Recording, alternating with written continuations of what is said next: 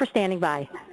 Participants are in a listen-only mode until the question and answer session of today's conference. At that time, you may press star then 1 on your touch-tone phone to ask a question. Today's conference is being recorded. Good afternoon, everybody. Good afternoon. We're going to go ahead and get started. Thank you. So if you didn't hear Trudy a little bit earlier, we do have some water and cookies for those in the room over there on the corner, so help yourself throughout the afternoon for those. Again, good afternoon. I'm Dave Waddington. I'm the Chief of the Social, Economic, and Housing Statistics Division. I'm happy that you all were able to make it today. For those in the room, as well as those on the phone, I appreciate you calling in to participate in this meeting. Today, again, we're here to talk about the expert meeting on changes in the current population survey, the annual social and economic supplement. Before we get started, I wanted to do a quick introduction as well of Tori Velkoff here to my left. She's our Associate Director for Demographic Programs, previously Division Chief as well for Seaside. So I'm going to give her a chance to say hello quickly before she has to run off, unfortunately. Thank you, Dave. Yes, welcome. I'm glad everyone is here. Unfortunately, I have to go downtown to a meeting at 1:15, so I'm going to miss this meeting, but I look forward to hearing about the results. And again, I appreciate everyone coming out. All right, so as you all know, the current population survey, the annual social and economic supplement, is one of the key sources for many indicators in statistics. It's the longest running demographic survey that we have here at the Census Bureau for over 50 years, providing key statistics. As you can see on the screen here, the income and poverty report, health insurance and supplemental poverty are some of the key ones that we put out each September. But there's also many other statistics and indicators that are put out there, such as the educational attainment tables and where we track movers and other things in terms of migration flows as well. So today we're going to talk about our new processing system that we're rolling out. This has been a two-stage process where back in 2014-15 we made some changes and updates to the questions in the CPS ASEC, in particular with respect to income, health insurance, and then in 15 some questions on relationship. And starting that first year that we implemented those questions, and so we started using that information in our old processing system. We sort of rearranged things to process them and use the information, and they were part of our releases all along since we've been collecting the data. But now we've completed work on a new processing system, and that actually fully utilizes all the information we're collecting in terms of imputation and calculating health insurance coverage and such, which is what we're going to be talking about here today. So again, it's sort of a two-stage process. The questions were made, we've been using the data, and now we're implementing and rolling out the processing system that'll be a part of our release this September. So this slide shows our agenda for today. We have, of course, our welcome and introductions, and then we'll have, the first presentation will be Ben over here talking about household and family relationships. We'll move on around 1:30 to income and poverty, and then 2:45 to health insurance. And there'll be an opportunity at the end for questions and wrap up at 3:30. So that will be our day today. Again, I appreciate you all coming out and participating. If you have questions, I think you'll be able to ask them as you go. We do ask you, if you are going to ask a question, to turn your mic on. The little red light will come on, so the folks on the phone can hear as well. Is there a way for the folks on the phone to let us know if they have questions, or we'll have a time at the end for that?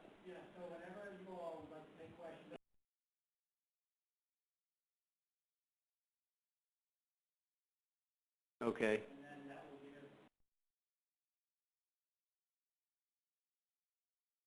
Okay, so for the folks on the phone, probably what we'll do is we'll have a little question time at the end of each presentation where you'll be able to chime in with questions for that. So, all right, with that, I'm going to turn it over to Ben. In the interest of full disclosure, we are taping this webinar today so that we want to be able to make it available on the internet for people who weren't able to come or to call in. So as long as your mic is on, you could be taped, so just know that. Thank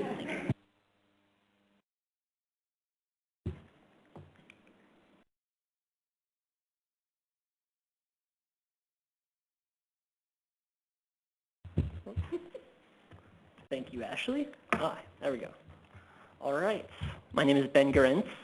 Good afternoon. Today I'll be talking about the upcoming changes to the household data in the measurement of same-sex couples in the current population survey's annual social and economic supplement, or CPS ASEC. In order to meet the Census Bureau's mission to provide quality measures about the nation's people and households, we've been working over the last decade or so on the improvement of families, specifically same-sex families.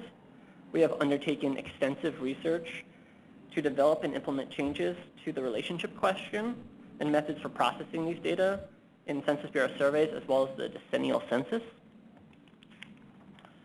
Today I'll be talking about the changes we've made in the household relationship data in the CPS over the last decade or so, including the expansion of husband or wife and unmarried partner categories into opposite sex and same-sex categories, changes in our editing procedures for same-sex couples, and changes to the parent identification questions. First, I'll describe what has changed, and then I'll show you the estimates in the research file where those changes have been implemented. All right, so a little background information before we delve into the nitty-gritty. In 2010, we revised our editing procedures for those who report as same-sex spouses. In the past, we changed the sex of one spouse and shown them as opposite-sex married couples. Beginning in 2010, we instead changed the relationship from spouse to unmarried partner, retaining the information on sex. So when we're showing the estimates in the research file and comparing it to the production file, we're going to be using an extract file where that file reports the original responses of spouses and their same-sex reports. So when we're talking about those comparisons, we're going to be using that extract file. All right, so as most of you know, we've been working to improve the measurement of same-sex couples by revising the relationship to householder question specifically. And this has been a focus so we could address some important data quality challenges, and it's a statistical one. If you have a low rate of random measurement error in a large group, like in this case opposite-sex married couples, it can create problems in the estimates of smaller groups like same-sex married couples and inflate those numbers. So in 2017, there's a reported 57 million opposite-sex married couples. But if you just take a small, very small portion of those cases where they mismark the reports, it can just inflate the number of same-sex spouses. So that's something that we want to avoid doing. So in order to address this, we have revised the relationship question by expanding the husband or wife and unmarried partner categories into same-sex and opposite-sex categories. The revised relationship question has been phased into the CPS, starting with the incoming rotation group in May of 2015, so that by the time of 2017 ASEC, all cases received the revised question. Near the beginning of the interview, we asked how each household member is related to the householder, also called the reference person. This is the person who owns the home or whose name is on the lease. Here you see a comparison of the relationship categories and what's on the production file, which is just spouse and unmarried partner. And then on the research file, you see it expanded into opposite sex and same-sex categories up top.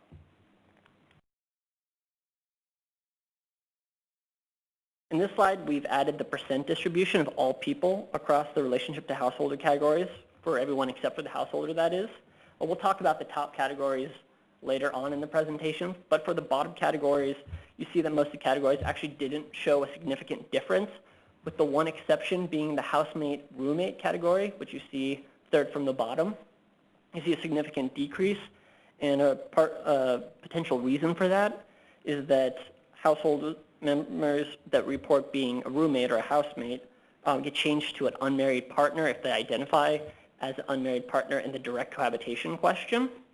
So someone's, oh, this person's my roommate, housemate, and then later through a direct cohabitation question that asks, do you have a boyfriend, girlfriend, or partner in the household?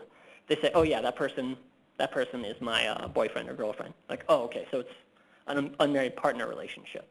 So now that's included, and that explains that difference there. All right, in terms of editing changes, by adding the response categories to distinguish opposite sex and same-sex couples, it's now possible to see reports where the relationship category is inconsistent with sex reports. So same-sex couple, but then you see opposite sex, you see different sex reports there, and vice versa. So that creates a challenge in our edit. So Here are an example of what we're calling mismatched households, where relationship and sex reports are inconsistent. In the couple on the left, you see a female householder and then a household member that's reported as male, but the relationship to householder category is same-sex spouse. On the right, you see two male household members, but the person on the right is indicated as an opposite-sex spouse. So this becomes an issue, right?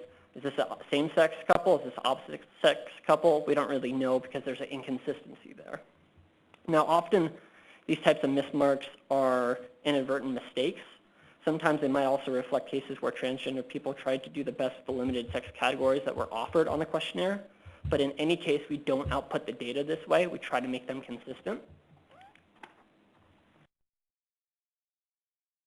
So our rationale for resolving these inconsistencies in the CPS is based on data from the largest test conducted in the decennial program, the 2015 National Content Test. When we assign sex for the mismatched couples in those test data based on a first names index, the mismatched couples are opposite sex about 70% of the time. So based on that rationale, we randomly assign those mismatched cases to be opposite sex couples about 70% of the time in CPS. We don't have a names index in CPS, so we're not able to use that to inform our decision. We're informing our decision based on the results from the 2015 National Content Test. All right, let's move on to the parent identification questions. Previously, these questions identified a mother and a father, but now they're gender neutral, asking whether a parent is present and whether a second parent is present. And this allows us to accurately reflect same-sex as well as opposite-sex parents. All right, here you see the production questions. Is so-and-so's mother a member of the household? Is this person's father a member of this household? But this is an issue because let's say there's someone that has two mothers or two fathers. Someone might report a mother, but then the other mother would not be accurately reflected in the data, and we may put them into a one-parent household or something along that lines. So we wanted to be able to get a better idea of same-sex couples that are parents. So now we have does this household member have a parent in this household? Do they have another parent in the household? So this allows for two mothers or two fathers. So in addition to easily reporting same-sex parents, we also adjusted the way we edit parent identification questions in two ways. So now we're able to identify cohabiting parents in the edit who are not measured in the direct cohabitation question. So there are specific cases where someone might not get a direct cohabitation question, where they ask if a member of the household has a boyfriend, girlfriend, or partner. Has to be an adult who lives in the household and who is not related to them. So you can think of a case where you might have a householder, a child of the householder, and that child has a partner, and that partner gets labeled an other relative of the household. That person would not actually get the direct cohabitation question. But if those two people have a child in the householder, and we're seeing the child pointing to both of them, we can identify, oh wait, these are two unmarried partners living together. They share a child in the household. So it's a way to kind of get around those types of challenges where someone may not get that direct cohabitation question, but using the child who identifies the parents, we can say, okay, these are unmarried parents living together. And then another difference is how we've edited the parent identification questions. In order to keep it parallel to what we had before with the mother and father identification questions, parent 1 is always the mother if the mother is present, and parent 2 is always the father if the father is present, the one exception being if you have two fathers or two mothers, you're going to have a father that's in the mother category and vice versa.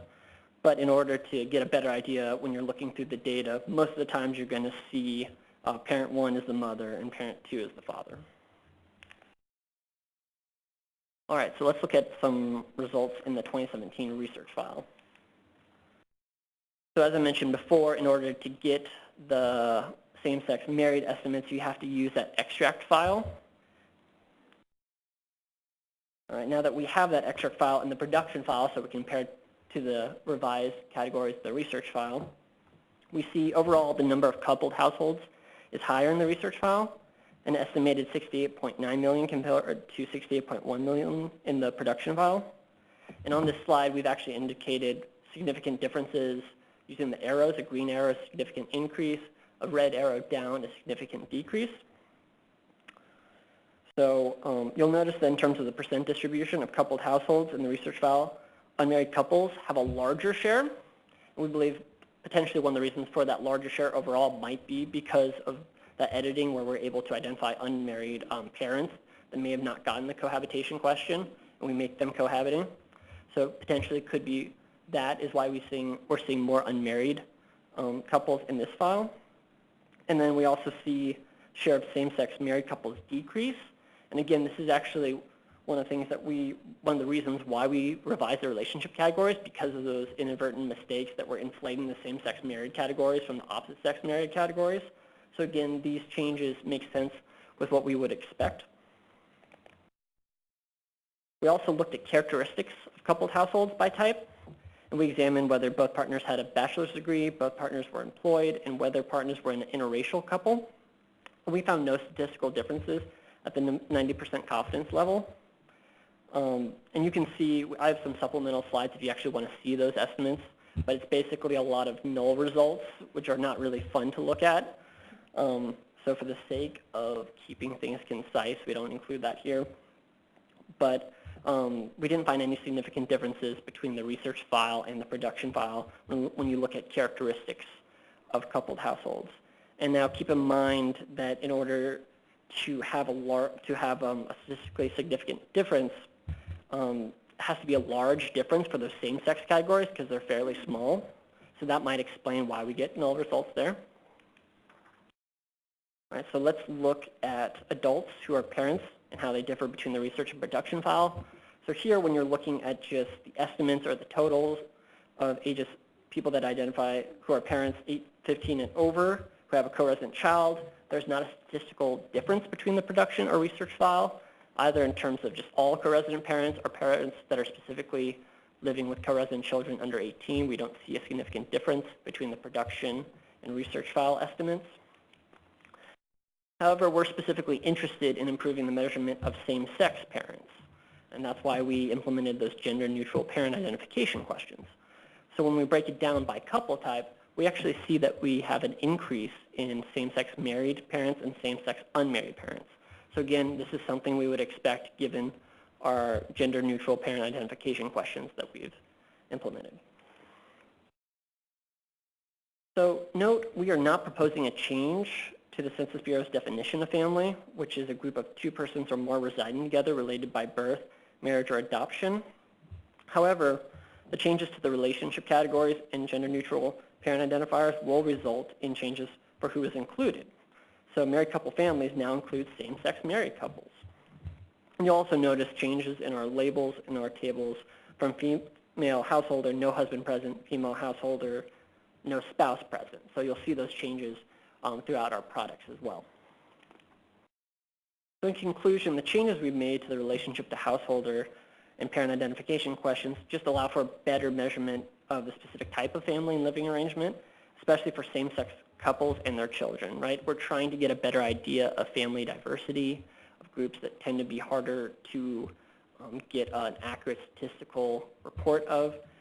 So here we're trying to get more accurate estimates. But at the same time, we don't see wide differences in the characteristics of couple households in the research file compared to the production file. All right, so this is my contact information. I appreciate speaking today. And if you have any questions, please feel free to contact me or visit the CPS website for more details about the survey.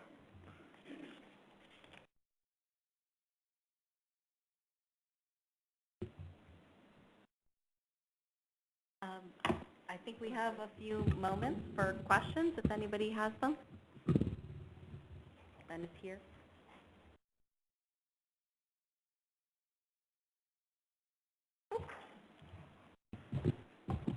Thanks for your talk. There used to be a step in the weighting where there was like a spousal equalization step. Does this affect that at all? Yeah, yes, it does. Okay. Yeah. Can you speak about how? Can I? Ashley might be able to answer this one. Well, effectively, the idea is that if there's like a spousal equalization, so if you select one spouse, it should be representative of that household. So I believe that's functionally what's happening. I don't know, I can't speak to the magnitude of that impact, but.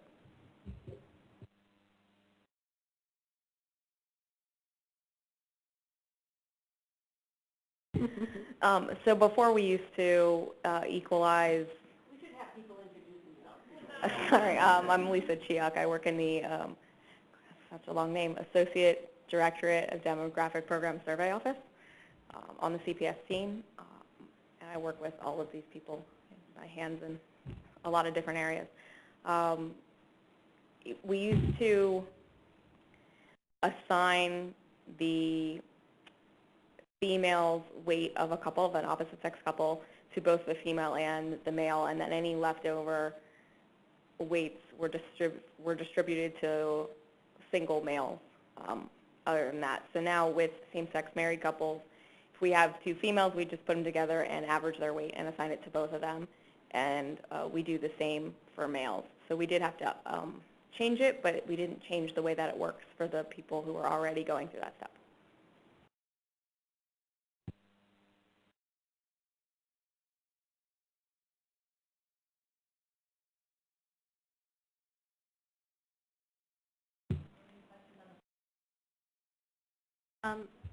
Operator, are there any questions on the telephone?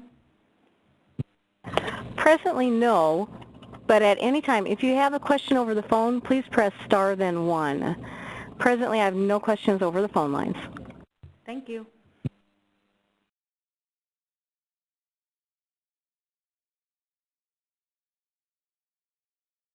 It might be helpful if we went around the room and introduced ourselves. Yeah? Yeah. Do you want to start, Dave? And then we'll go this way.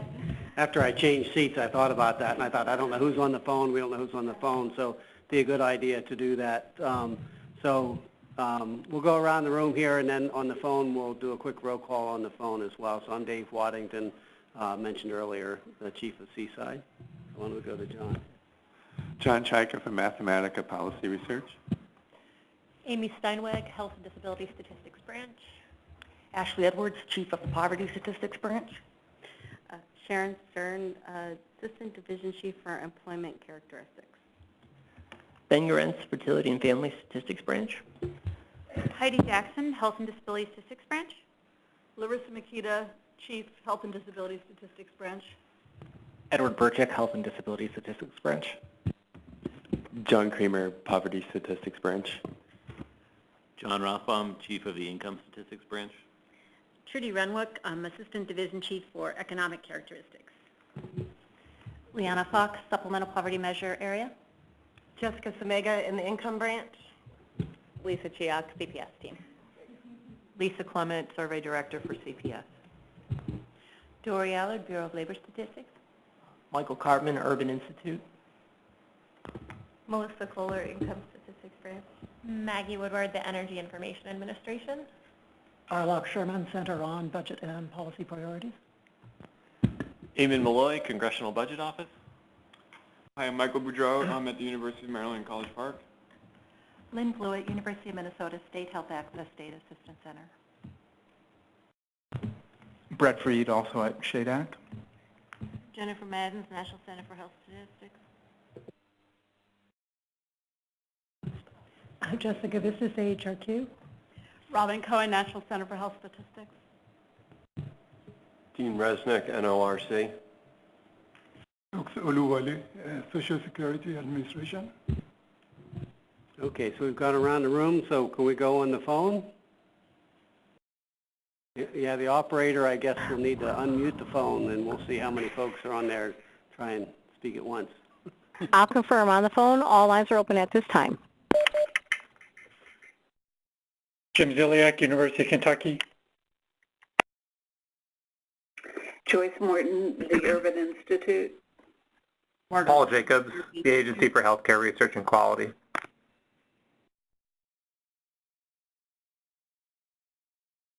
Are there any others on the phone? Martha Heverly, Medicaid and Chip Payment Access Commission. Guy Medhin, BLS. Can you read? Danilo Tracy, Center on Budget.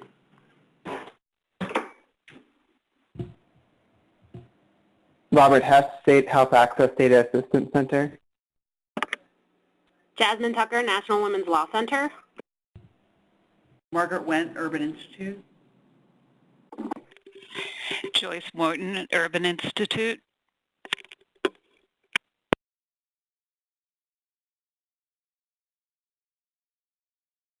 All right, any others on the phone? Sure. Hector Rodriguez, Bureau of Labor Statistics.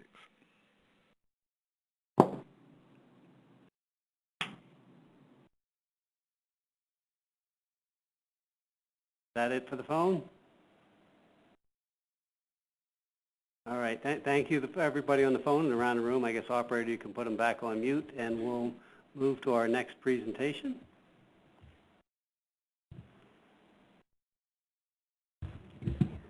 Yeah, so I will be presenting on the changes to the processing for the income statistics. I may move over there so I don't have to keep looking back.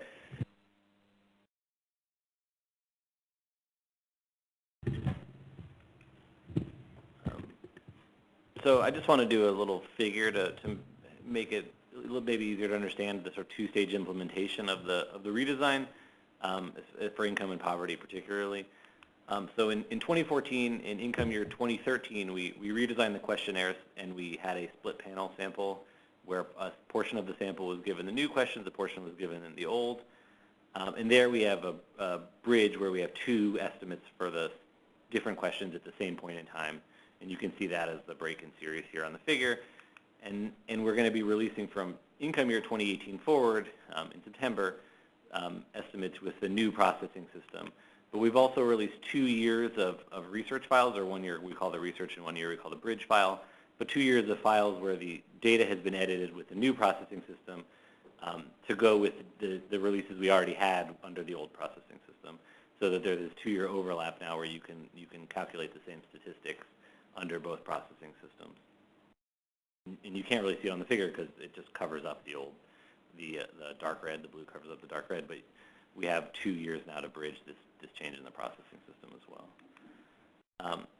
So I'm going to go through a little bit of background for the income side of why we redesigned the survey and talk briefly about the survey instrument changes that we made. We had another expert group meeting in 2015 to cover that, but I'm happy to answer questions about it. I just don't want to spend a ton of time here on it. And then talk about what we did with the processing system and why, and then go through some results. What did it do? How did it affect our estimates of income statistics? So why do we do the redesign? Probably this is the case for all redesigns, but we're trying to improve the data quality, particularly for us about misreporting, item non-response, and errors resulting from respondent fatigue. And then there were some areas where we were particularly targeting, like underreporting of means-tested benefits and means-tested programs, and underreporting of income amounts. More generally, just to take better advantage of an automated instrument. Another big focus of the redesign was the nature of retirement has changed a lot since the CPS ASEC started. We've moved much more towards a world of defined contribution benefit, or defined contribution pension plans, so things like 401ks from defined benefit pensions, traditional pension. And we were also hoping to improve the reporting of asset income, interest and dividends in particular. So what do we actually do? One change we made was a dual pass approach. So in the first pass, we identify all income sources. In the second pass, we identify amounts. And here we're trying to avoid the possibility that a respondent could learn that if you answer yes, you get a bunch of follow-up questions, but if you answer no, you don't, so that you could avoid follow-up questions by saying no. We also removed a family income screener. So if you said up front that your family had income in a high enough bin, we wouldn't give you all the questions, and there was evidence that people were being screened from getting questions to which they've had benefits or income. We changed the skip patterns, that means the order of the questions, the income questions we asked, so that the more likely relevant ones will get asked first. A big change we made is we added income range follow-up, so if you were unable or unwilling to tell us the amount that a person had in income, we would try to get a range from you, so we have some information about your income. A lot more detail on the retirement interest questions, and some changes to how we handle Social Security and SSI questions for disability. So those were sort of the main areas of the changes, and we saw big increases, for example, in retirement income. When you look at the two files in the bridge year, you see changes in various income types like interest and dividends and retirement income that were targeted by the redesign. In terms of what are we doing now, I'll go through them really quickly and then talk about them in more detail. We're using these ranges in the imputation, so when someone gave us, they didn't give us an exact income amount, but they gave us a range, that's information we now are able to use in the imputation. I should say, actually, when we had the new questions before, we were sort of pushing everything into the old processing system, so some of the new information we couldn't use because it wasn't being used in the old processing system we're using now, so ranges are one of those. We completely overhauled how we handled other income, so anything but earnings, how we impute it. We also use ranges, and then there's some smaller changes we made, like how we impute mortgage, presence of a mortgage, how we handled means-tested benefits, and the caps that were on there in the old processing system.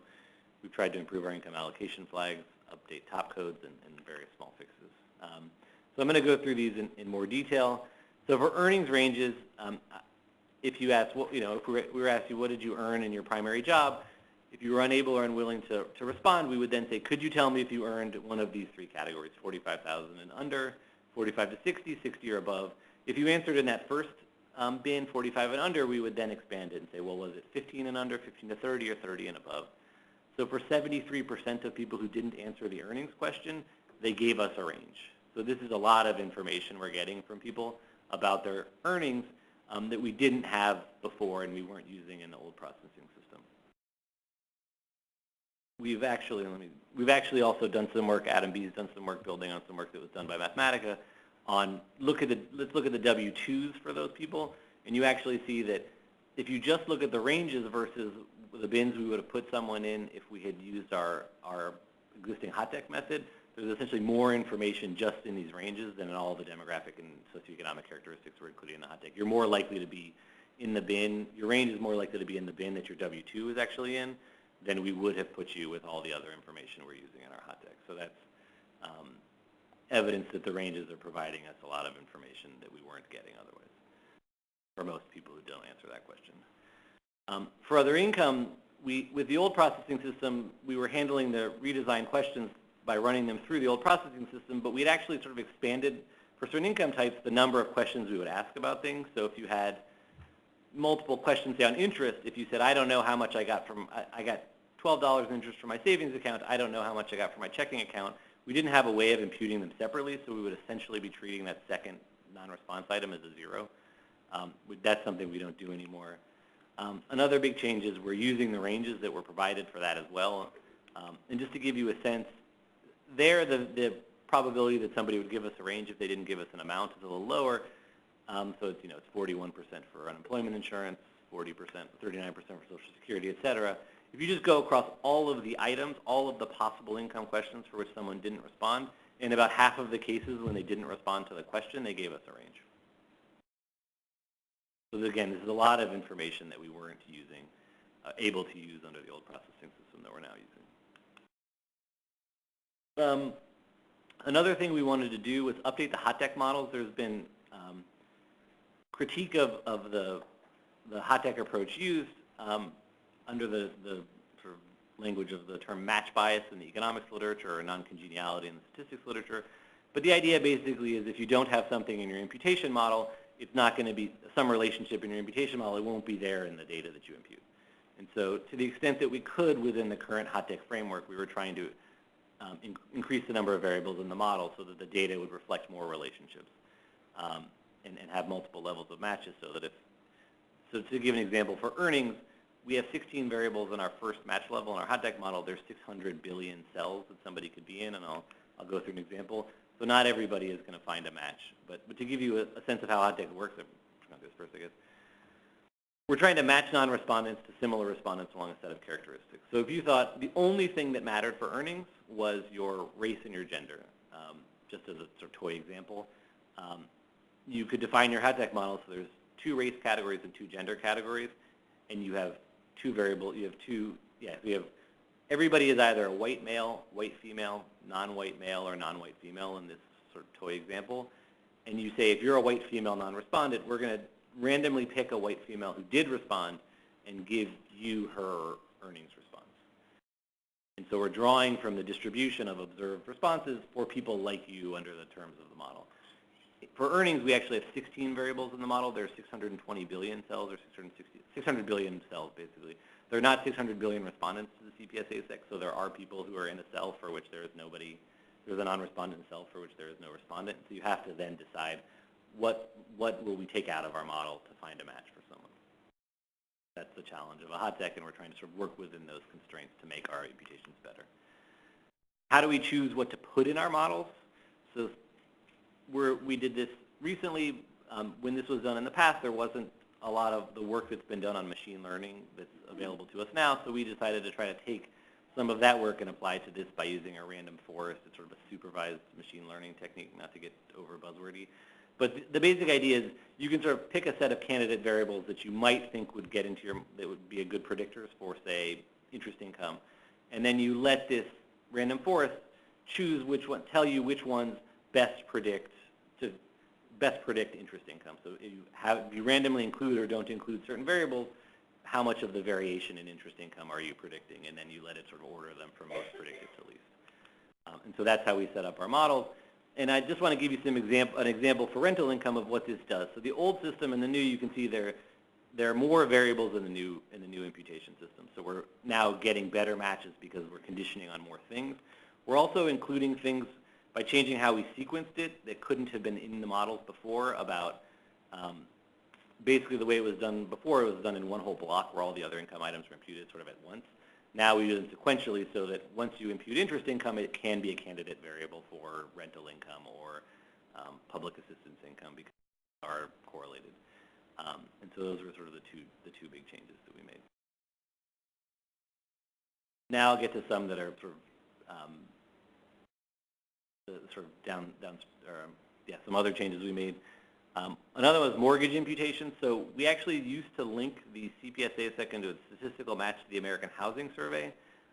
The AHS is conducted every 2 years. There's a lag between when they conduct the survey and when the data is available for us for processing.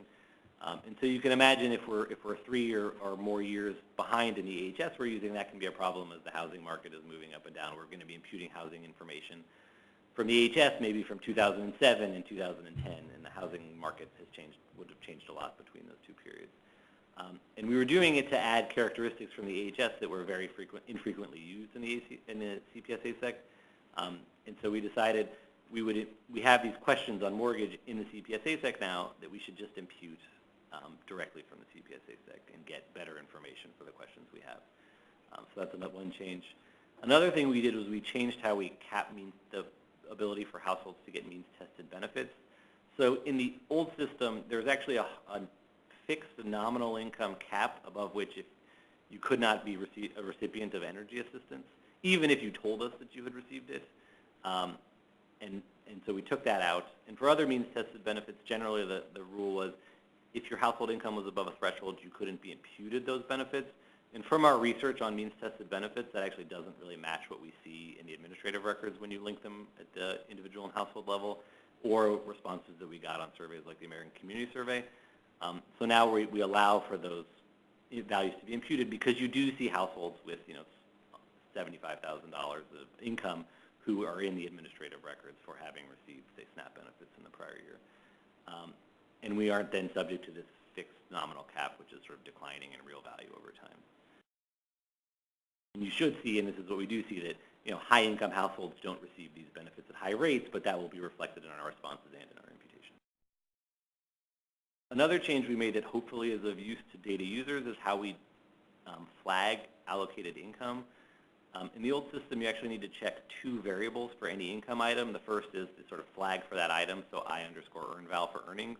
And then you also need to check FL665, which is our supplement non-response flag, which means somebody didn't give income information for the whole. They basically didn't give us enough useful income information overall, so we imputed all of their income information. This anecdotally, I've found at conferences people either weren't aware of or at some point in their research they realized that they needed to be looking at the second flag. It wasn't, I think, as well documented as it could have been. So now we've changed the flag so that every imputation flag has a code which tells you was this imputed because of an item non-response or because of supplement non-response. If you just check the imputation flag is greater than 0, your code should still work, but you now only have to check one thing if you're interested in imputation for a single item. We also are trying to provide more information. So I've told you that I think ranges are very useful. They give us much better information. We're also trying to communicate to data users when the ranges were actually used in the imputations. So if you're trying to adjust for non-response bias, potentially you have information about who did actually give us ranges. Also, the lower the value of the imputation code, the more detailed the hot deck model we used, again, to try to give you information about the quality of the imputes for any individual person or household for data users to make better use of the data. We also have more composite variables now, so we've tried to provide codes that say if interest now is a composite of multiple questions, were all of those questions responded to or not, or if it's a value, sort of relatively how much of the dollars that you see in interest were imputed versus reported. Another thing we did, which you'll see in the results, is we increased top codes for some income types. So for a long time, our top codes had been fixed at particular nominal values, which had been decreasing in real terms over the years. So a small but increasing share of responses were moving above these top codes. So we increased them for particular items like interest, dividends, and rental income, for retirement income, et cetera. And we also changed how we handle the top codes so that we revisit them every year so that over time we won't go as long between top code changes. We made some other minor fixes, some really simple ones, like we added H to variables that were household variables, didn't have them, so it's easier just to look at the variable name and understand what it is. There were some very, very minor errors on how we allocate market value of SNAP benefits across the subfamilies in a household, or how income losses in a primary family affect subfamily income. That would affect some subfamilies by $1. The one I do want to spend a little bit of time on is we fixed an error where the redesign instrument was causing interviewer or respondent confusion about multiple pension sources. So there was essentially what we were seeing was a big increase in the number of people who reported 2 pensions with exactly the same value. And we sort of tracked it back by looking at the trace files, the interview files, to how an interviewer would report no on other income items for sources was different for pensions. And so you would see what looked like accidental reporting of secondary pensions, and then when it was hard to go back and take them out, and so a respondent might say, well, I had $10,000 in my first pension. They said, well, what do you have in this other pension? And they said, I had $10,000 in my pension. And so you'd see this, it increased by about 50 times the number of people who you'd see with 2 pensions that had exactly the same amount. It didn't have a huge impact on, surprisingly actually, on sort of median income of households 65 and over, but it was something we also wanted to fix. And you're going to see it when I show you income statistics by income type. You see declines in the amount of pension, the number of people receiving these secondary pensions. Results. So I'm just going to go through. There are a lot of numbers. I'll focus on particular things. This is person income, so it's total income, for example, at the 25th percentile at the person level or earnings. And I'm focusing here. So for earnings, the only thing that would have affected this is the only change we really made for how we edit earnings is using ranges in our imputation model. So you see earnings, which is about 80% of income, of all income on the CPS ASEC, is up by about 1% to 2%. So for each of these, I've got the 2 files. It's the 2017 research compared to the 2017 production for income year 2016, the 2018 bridge compared to 2018 production for income in 2017. So income is up earnings are up about 1% to 2% at the sort of left of the distribution because of this change in how we impute primarily. That's not true for all income items. So for Social Security, SSI, and public assistance, again, the primary changes we made to these were how our imputation models changed and we used ranges. So you see less income at the bottom of the distribution in some of these categories. Overall, we see more income by about 1.5%, and you see a lot more in certain categories like interest and dividends. This is primarily a top code thing, so if you increase the top codes, the average is going to go up, and the total dollars are going to go up. And interest and dividends they're heavily skewed. There's a lot of people with low values, and then it's sort of skewed distributions. And then you see this for retirement income. There are more people with retirement income. Again, the changes we're looking at, people ask the same questions, only processed differently. There's more people with retirement income and there are more dollars, but there's a lot less retirement income. There are a lot fewer people with certain kinds of retirement income, especially secondary sources. So secondary they would be potentially the second source reported, like federal government, military, or state and local governments. This is the place where you see this sort of interviewer respondent confusion error coming in. There are more people who had this reported, and when we corrected for it, you see a decline in those reports. But you see a big increase. So the other thing, we totally overhauled how we handle defined contribution, how we edit and impute these. The old processing system didn't have any, this wasn't separate from the other retirement values. And often would be left sort of, if you had multiple sources of retirement income, if you have 3 sources, we don't actually do an imputation for that third retirement source under the old processing system. So these were sort of sometimes, so you see the number of people with these values, these sources and the amounts are up. In terms of what does it do to the income distribution, I'm going to show you a lot of versions of this same table, which is, again, comparing 2017 research to 2017 production, 2018 bridge to 2018 production, and then different points in the income distribution of household income for the same subgroups. But the point generally, for most of the distribution, it looks like this, which is there is no statistically significant difference in either year for most of the subgroups or overall. That's true at the median. It's true at the 10th percentile, although you do see particular subgroups with differences at the 10% level. It's true at the 25th percentile for most groups. As you start moving up, especially at the 95th percentile, here the top code change starts to matter a lot, and you see more income at the top of the distribution of household income in the new files versus the production, the previously released production files. With that, I will leave you with my contact information and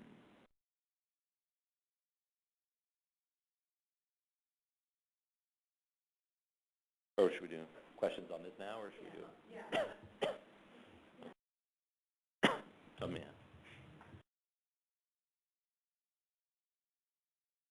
Your mic. Thank you. Suzanne McCartney, I'm at HHS. I just wanted to ask about your slide 54, when you looked at SSI income. And could you just say a little bit about, I know there's a couple categories, I guess, public assistance and SSI. It really changes a lot at the lower end of the income distribution. Is that what this is showing? Yeah. So in the changes we made that would have particularly affected the distribution of income in these categories it's primarily in how we do our imputation, so how we match. We use more information to impute values for non-respondents, and we use the ranges that people provided us. So if somebody didn't respond to that question, but they gave us a range. And the ranges do vary by income type, so I showed you earnings before, but we use ranges that are lower in value for income types like SSI, where 60 and above might be too high of a, which is a too high value of the range. But those are the things that would have caused SSI at the bottom of the distribution to be different on one file and the other are almost all in the allocation, how we handle non-response.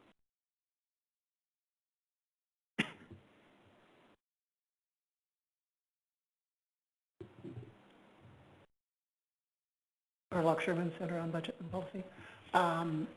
Was I seeing in the last few slides low declines systematically for the younger households? So you do see it, so for 25 to 30 households headed by a 25 to 34-year-old. At the median, you see about a 1.5 point decline in their income, or lower income. I guess not decline because it's the same data for the same year. And yeah, 3% for 1 year at the 25th. It's not consistently statistically significant if you look across them, but you do see differences for that group. And thoughts about what the chief mechanism is? I mean, again, it's the primary things. I mean, for one, the primary things would have been, I think, the allocation system, how we handle imputation. For that group, earnings is even more disproportionately the largest share of their income. So that would be my sense. We're also, when we change the imputation system, we're essentially also randomizing again across files that may be just a function. But my guess for this would be that it's primarily about using earnings ranges.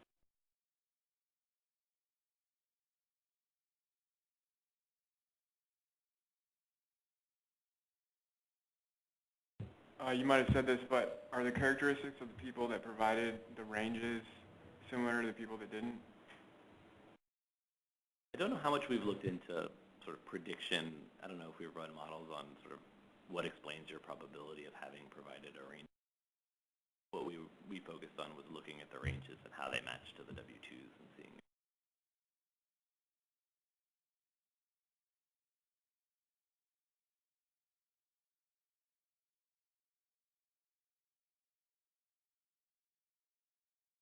Yeah, so we've for decades, I mean, if somebody is not responded, we have some method for trying to match a non-respondent to a distribution of category. Yeah, so essentially, yeah, and that was when we looked at the W-2s. I don't think I have it in these slides, or even in it. We sort of looked at if you're in one of the 5 bins in the W-2s, where do we put your earnings? Where did you report them in the survey, either with ranges or respondents? And so respondents are usually, not with 100% probability. I think it's like something like 70% probability in the same bin in the survey and in the W-2s. And for people who provided ranges, it's a little lower, but then for the people who didn't give us a response, it's even lower. When we impute your value, are you in the same bin as the W-2 that we see for you? And so the ranges. Yeah. No, and we haven't looked. We actually have administrative information on SSI payments. That's something we do want to study, but I don't think it's something we've looked at yet, because we have information on interest, dividends, SSI, and Social Security.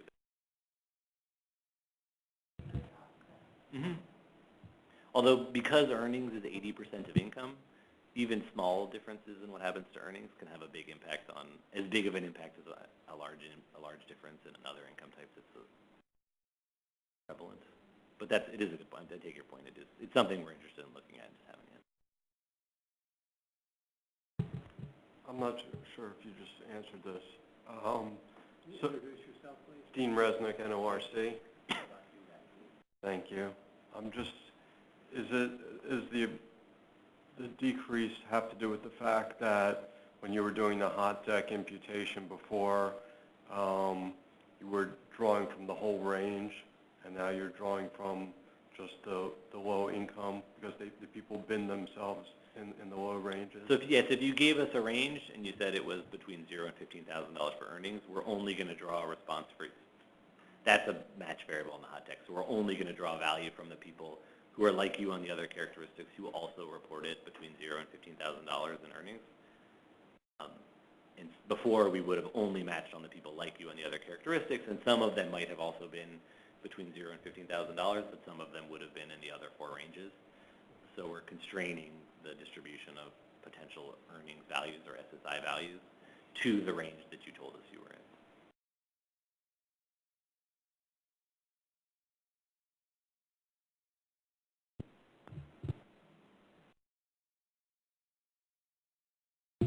Again, on the phone, as the operator said earlier, if you want to have a question at any point in time, go ahead, and I think it was *1. Yes, it is *1, and I have no questions at this time.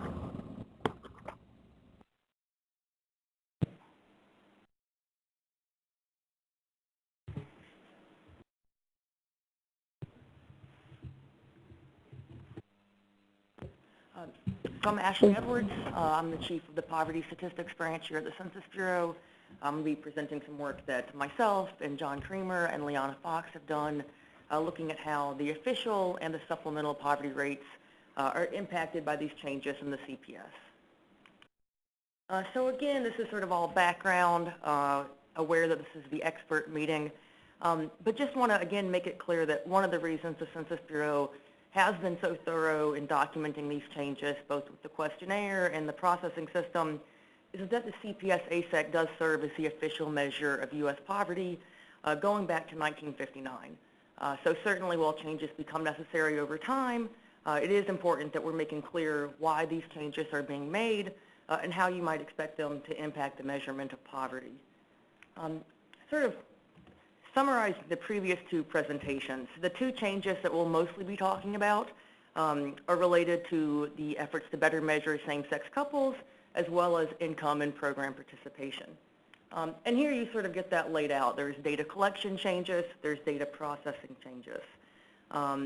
And so as you see in the table above, we expanded the relationship categories to include the explicit same and opposite sex relationships, as well as collect income data using new techniques designed to both reduce non-response bias and to make it easier for respondents to report income. So those are changes done on, the data collection side. And then by collecting the data this way, the Census Bureau then needs to process it differently. And so that's what we've been discussing, taking advantage of this new content through things like assigning families using the more inclusive definition and including new income content to improve our imputation methods. And so this is just sort of an alternate way to lay this out. How were these income and demographic changes implemented over time? And note that these changes are a little different than the process for the health insurance changes, which will be discussed later today. But those changes don't affect official poverty. So here we're really focusing on the changes to the income and the demographics. And so first you see the questionnaire design changes, with the income changes implemented in the 2014 CPS ASEC split panel design. So a portion of that sample received the old questionnaire, a portion received the new questionnaire, and that allowed us to measure sort of forward and backwards across that split panel. And then changes to the reporting of the relationship status actually started in the basic monthly CPS, and then by the 2017 CPS ASEC, all respondents were getting that expanded relationship question. And so for changes in both the collection of income as well as relationship status, those changes were implemented in 2 steps, like Dave had mentioned. So first, implementing the changes in the questionnaire, both in the basic and in the CPS ASEC, but effectively converting the responses back into the old categories and not taking advantage of this new content because we're still running that data through the legacy processing system. So here's what you're seeing now is, this sort of second and last step where we're updating the processing system to take advantage of that new content. So most of the data I'll be presenting today and what you've seen previously is from the 2017 CPS ASEC, referring to calendar year 2016. And so we'll be comparing data for 2016 across the legacy and the updated processing system. And again, there's 2 files. There's the research file and the bridge file. Both of those are reflecting the updated processing system. And then in September, this is sort of what this is all leading up to. We'll be releasing 1 file, the 2019 CPS ASEC, and it will only be processed under the updated processing system. And so for the year-to-year changes that we'll be presenting in September of 2019, we're going to be comparing to the 2018 CPS bridge file. So using new processing system to new processing system. So briefly, just to summarize, why we'd expect estimates to change in terms of poverty based on these updates. Changes to the demographic content are allowing respondents to report as same-sex married couples. And the new editing procedure, so this is the key, the new editing procedure keeps those responses. So those individuals remain in a married family relationship, as opposed to the process beginning in 2010 where they were treated as unmarried partners. So again, getting at what Ben mentioned, the family definition is not changing, so we're keeping that as birth, marriage, or adoption, but these families are now married, and so they are treated as a single family unit. And then similarly, the income changes are a little more straightforward to understand. They're designed to better collect personal income, both improving how we're asking the questions as well as how we're allocating income to non-respondents. And so this is sort of the official poverty measure. Again, it's based on pre-tax cash income and that birth, marriage, adoption, family definition. I'll also be presenting some data from the supplemental poverty measure. And so how is this impact sort of different based on the measure that you're using? So in the SPM, on the threshold side, it's unchanged. The SPM has already been treating unmarried partners as a single family unit. And so they've historically been treated as members of the same family. But there are some additional impacts on the resource measure in addition to the changes to cash income. Changes in health insurance coverage, which will be discussed after the break, have led to changes in the reporting of medical out-of-pocket expenses and the removal of maximum income thresholds that John mentioned for reporting as well as allocating non-cash assistance. Will allow more people to receive those benefits, and that will only be captured in the SPM as the value of SNAP and housing assistance isn't reflected in the OPM. Further, although the SPM treated unmarried partners as a single family, they were still run through tax simulations as separate filing units. So that's something to keep in mind. Treating these couples as a married family will also lead to changes in their tax units and liabilities. So just to give you a sense of how we may be expecting those changes to manifest in the different measures. So to measure the impact on poverty, we're first going to look at sort of this total impact, comparing the official poverty estimates from the 2017 CPS ASEC across the processing systems. We'll get into a little bit more detail here. We wanted to just look at the impact of the demographic edit. So allowing same-sex married couples to be treated as a single family, we apply these new family assignments, but we keep personal income unchanged from the legacy processing system. And then we simply resum personal income based on these new family groupings, and that gives us some sense of the isolated impact of the new family definition. We do the same thing for income, holding family assignments constant, but we're measuring poverty based on personal income as calculated in the updated processing system. And then we're similarly resumming to the family level, but the family is constant. So that sort of allows us to break out sort of these dual impacts that we're thinking about here. We'll also present some estimates for 2018 ASEC. There we're just going to be looking at the overall total impact. And then I'll also look at the supplemental poverty measure as well. So this is really the big takeaway for the official poverty measure.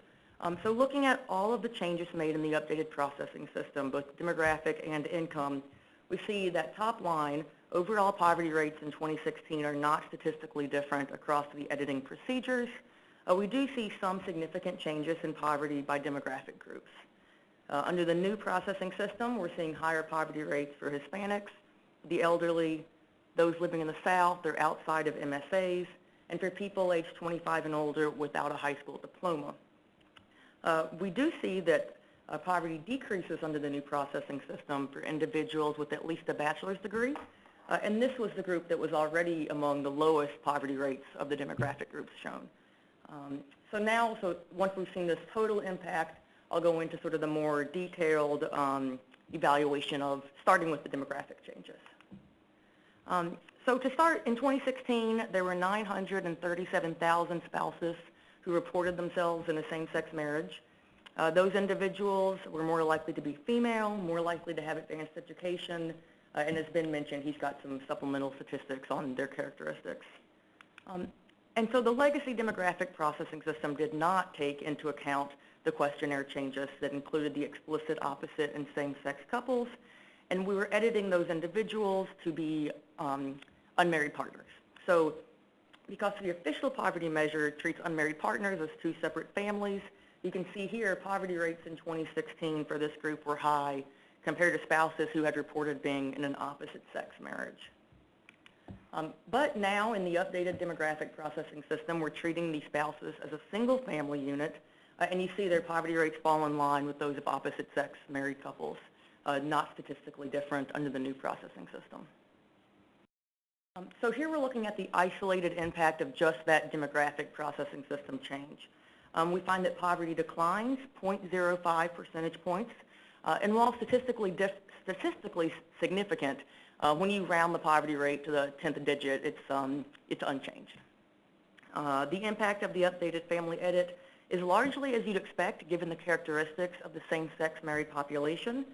We find that poverty is declining for females, individuals aged 18 to 64, those with a bachelor's degree, and those who live in principal cities, all of which are more prevalent among the same-sex married population.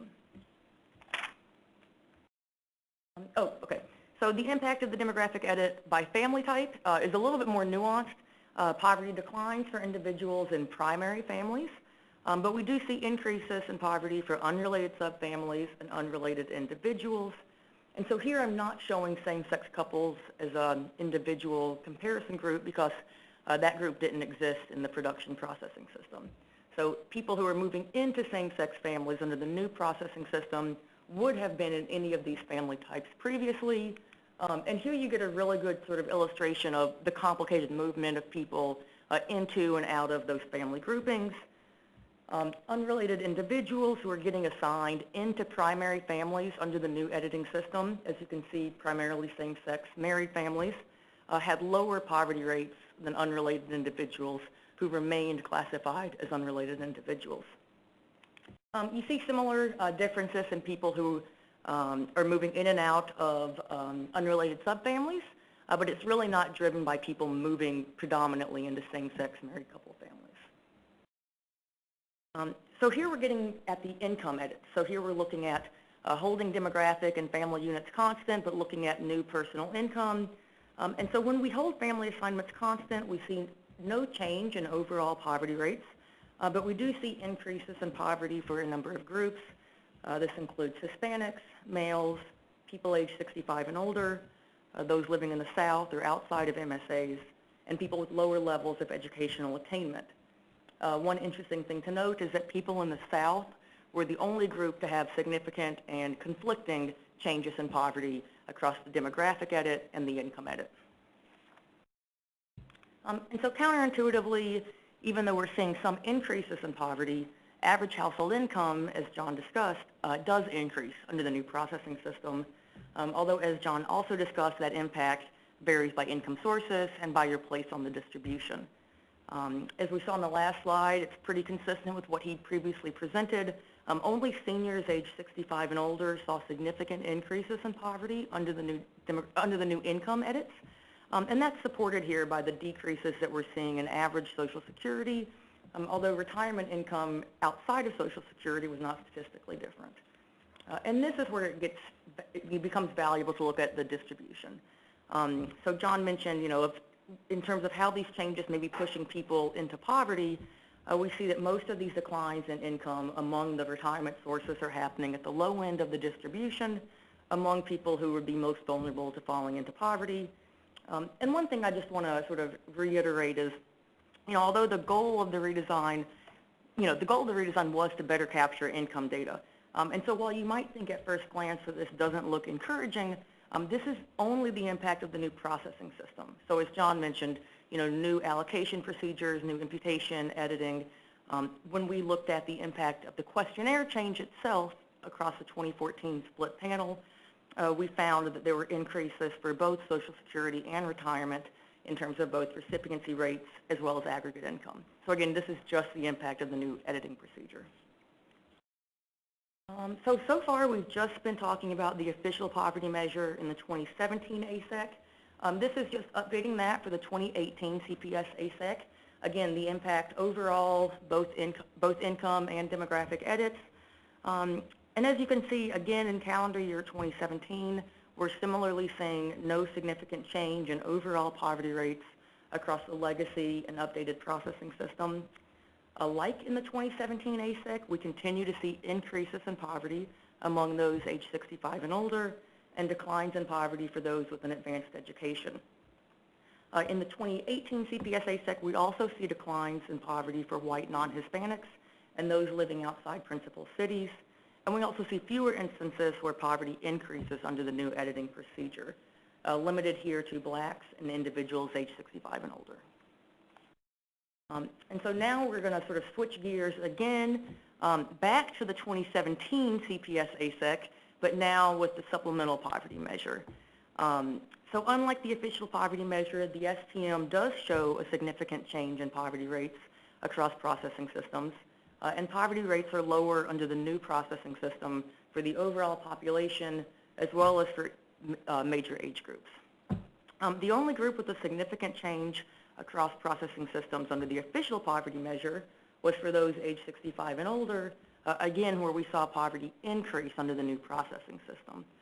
So again, sort of different findings here based on the measure that you're using.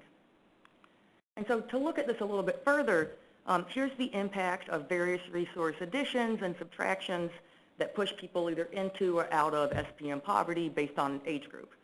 We find that there's no significant difference in the impact of refundable tax credits or SNAP benefits in moving people out of poverty, but there are significant difference when you subtract medical out-of-pocket expenses from income. And so we see fewer people who are moved into poverty based on medical out-of-pocket expenses in the updated processing system. And so certainly you can imagine that would be more impactful among the elderly. So here we're just evaluating, the relationship between the official poverty measure and supplemental poverty measure. In 2016, under the legacy processing system, so the historic relationship, the SPM was 1.3 percentage points higher than the OPM, and this gap narrows to 0.7 percentage points when using the updated processing system. Again, because we saw no significant change in the overall OPM rate while the SPM poverty rate declines. And this overall convergence is really driven by changes in the 65-year and older age group. We saw OPM poverty, again, increase for this population under the new processing system, while the SPM poverty decreased.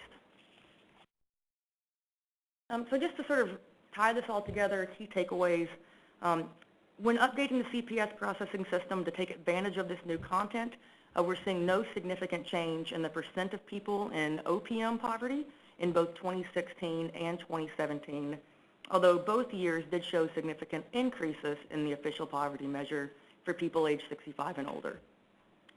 The impact on the supplemental poverty measure varies. SPM rates decline overall under the new processing system, as well as for each major age group, and the subtraction of medical out-of-pocket expenses is really moving fewer people into SPM poverty. Just to kind of revisit our primary goals, sort of at the beginning of this redesign, we're identifying 1.2 million individuals who are living in same-sex married couple families, and we see large corrections in their poverty rates. We also see increases in official poverty across a number of demographic groups based on these income processing changes, and while average household income is up, we see declines in Social Security and retirement income at the 10th percentile, although again, this is only based on the changes to the editing system, so changes to imputation, allocation. It's independent of the earlier changes based on data collection. And just to sort of give you an update of what's coming next, in September 2019, we'll release one file, the 2019 CPS ASEC, and this will reflect all questionnaire and processing changes that we've discussed here. And year-to-year changes will be evaluated based on comparing the 2018 bridge file to the 2019 CPS ASEC. And certainly we're encouraging data users to prepare for understanding those changes. We have the public use 2017 research file, public use 2018 bridge file currently on our website. You can get a sense of variable name changes, categorical changes, and just sort of get familiar with what you'll see in the 2019 CPS ASEC. Great, and look forward to any questions.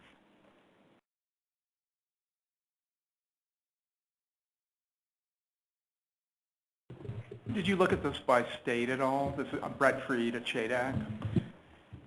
So that's a good question. So typically for the CPS, we would do state estimates by pooling multiple years of data. Right now we have 2 years with the 17 research and 18 bridge. I think the expectation is that for the release in September of this year, that the SPM is planning to release state level estimates using those 3 years of the pooled redesign data. But it's important, I think, to make clear that when pooling multiple years of data, the guidance is to use one processing system. So, only use pooled legacy data for the years that, are relevant to that, and only use pooled updated processing system. Don't sort of like combine different processing systems just because you want a 3-year state average.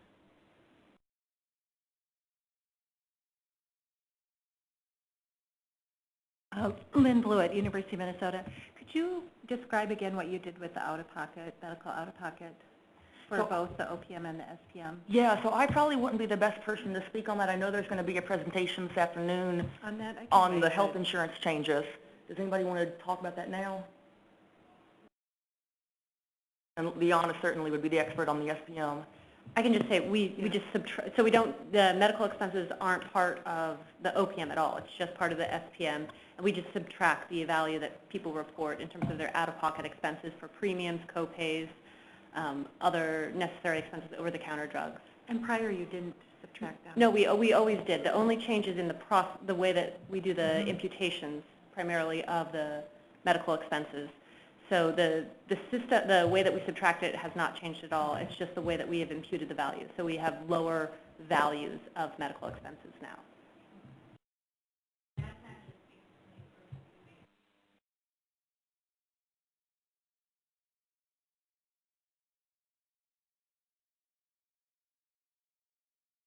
went off again. My name is Heidi Jackson with the Health and Disability Statistics Branch. So actually, one of the things that we've been doing is actually improving our imputation of medical out-of-pocket expenditures. And we've been doing that in part by if people don't report any health insurance information, we jointly impute their health insurance and medical out-of-pocket information. And we've also been adding additional detail to our hot decks to hopefully improve our estimates of medical out-of-pocket expenditures. That evaluation is ongoing, but that's something that we've definitely been working on and is new to the new processing system. And it won't be covered later today, but I can definitely reach out to you with more information.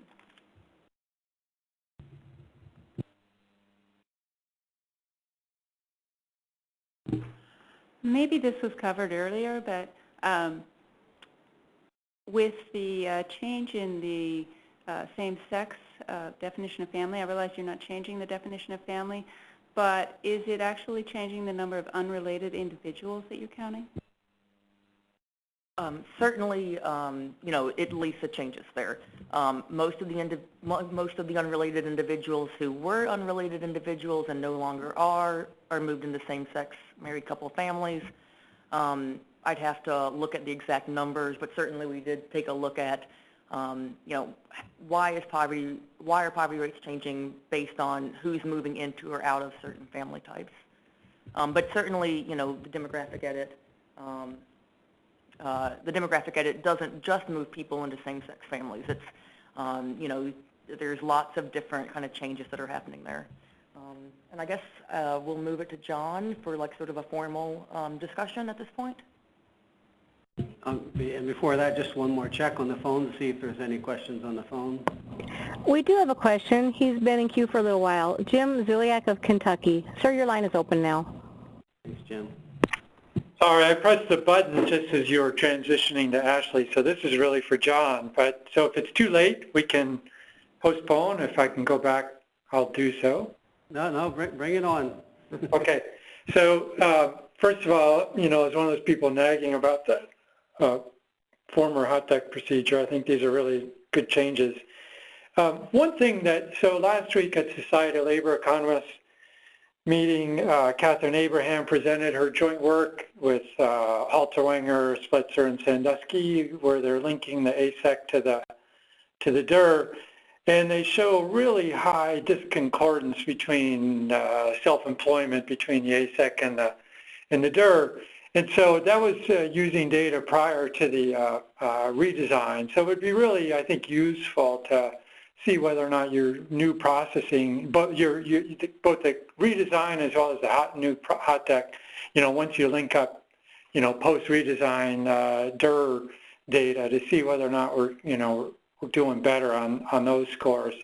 The second thing is, you know, John, I'm just a little, you know, concerned about, you know, kind of the decline in income that we're seeing in TANF and SSI and the new approach, you know, how this squares away with Bruce Meyer and his related, you know, series of papers on underreporting of transfers.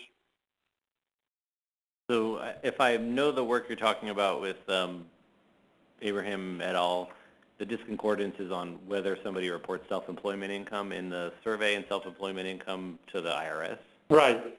I don't think that, so just the sort of conceptual differences in how people view the income when they report it on a survey versus how they report to the IRS, I don't think our edits are going to change that disconcordance, and it's something we've seen too, that if you see a lot of people who report, they have forms they file to the IRS which would indicate self-employment, but then they say they have wage and salary earnings, and it seems like that income is being reported in one place. Or the other, they report it as self-employment, but as wage and salary to the IRS. In terms of underreporting of program benefits, we have a lot of active research in how we would use the administrative data to handle the fact that this is well-known fact of people who have, in the administrative data, are recipients of program benefits, don't necessarily report them as well as we would like on the survey. And so we're working on how to handle that also in terms of, we don't have data from all 50 states. We presented it PAA on that.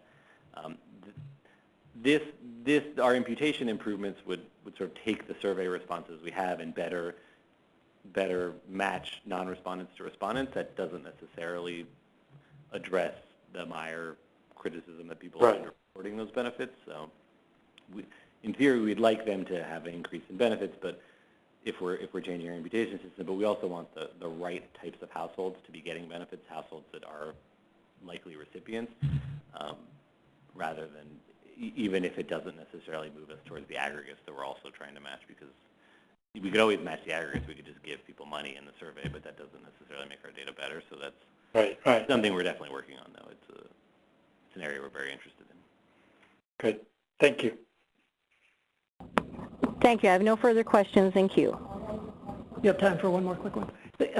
As I understand it, you'll be this fall showing kind of the results of this in a bridge table.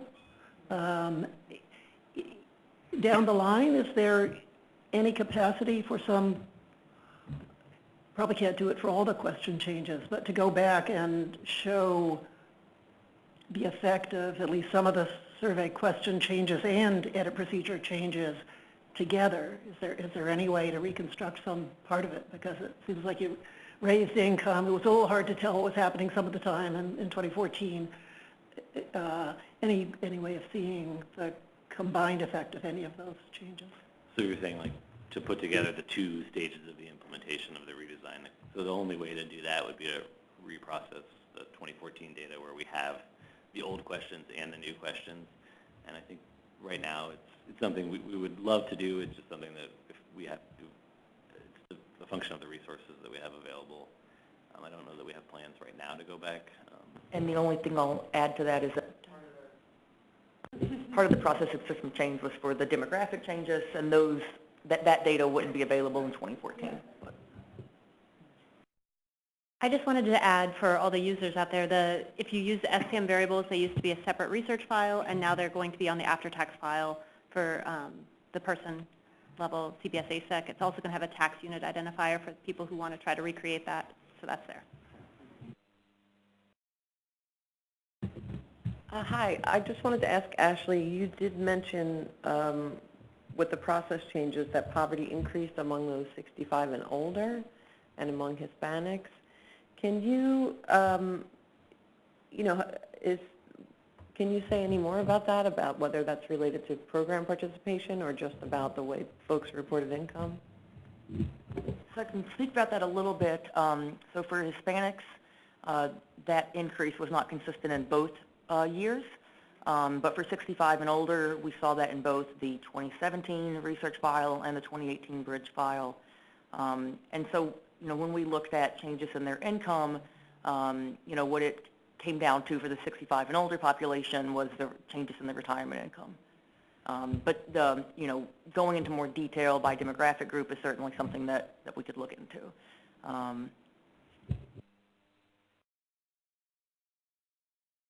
Plus changes in how you're doing the out-of-pocket, the medical out-of-pocket too. So that would be in the SPM. So in the SPM. Yeah, so in the SPM, they have sort of both impacts: the change to the cash income in retirement, and then the change in sort of the non-cash deduction with MOOP. So, but again, there you see poverty decline. So it's sort of this offsetting change.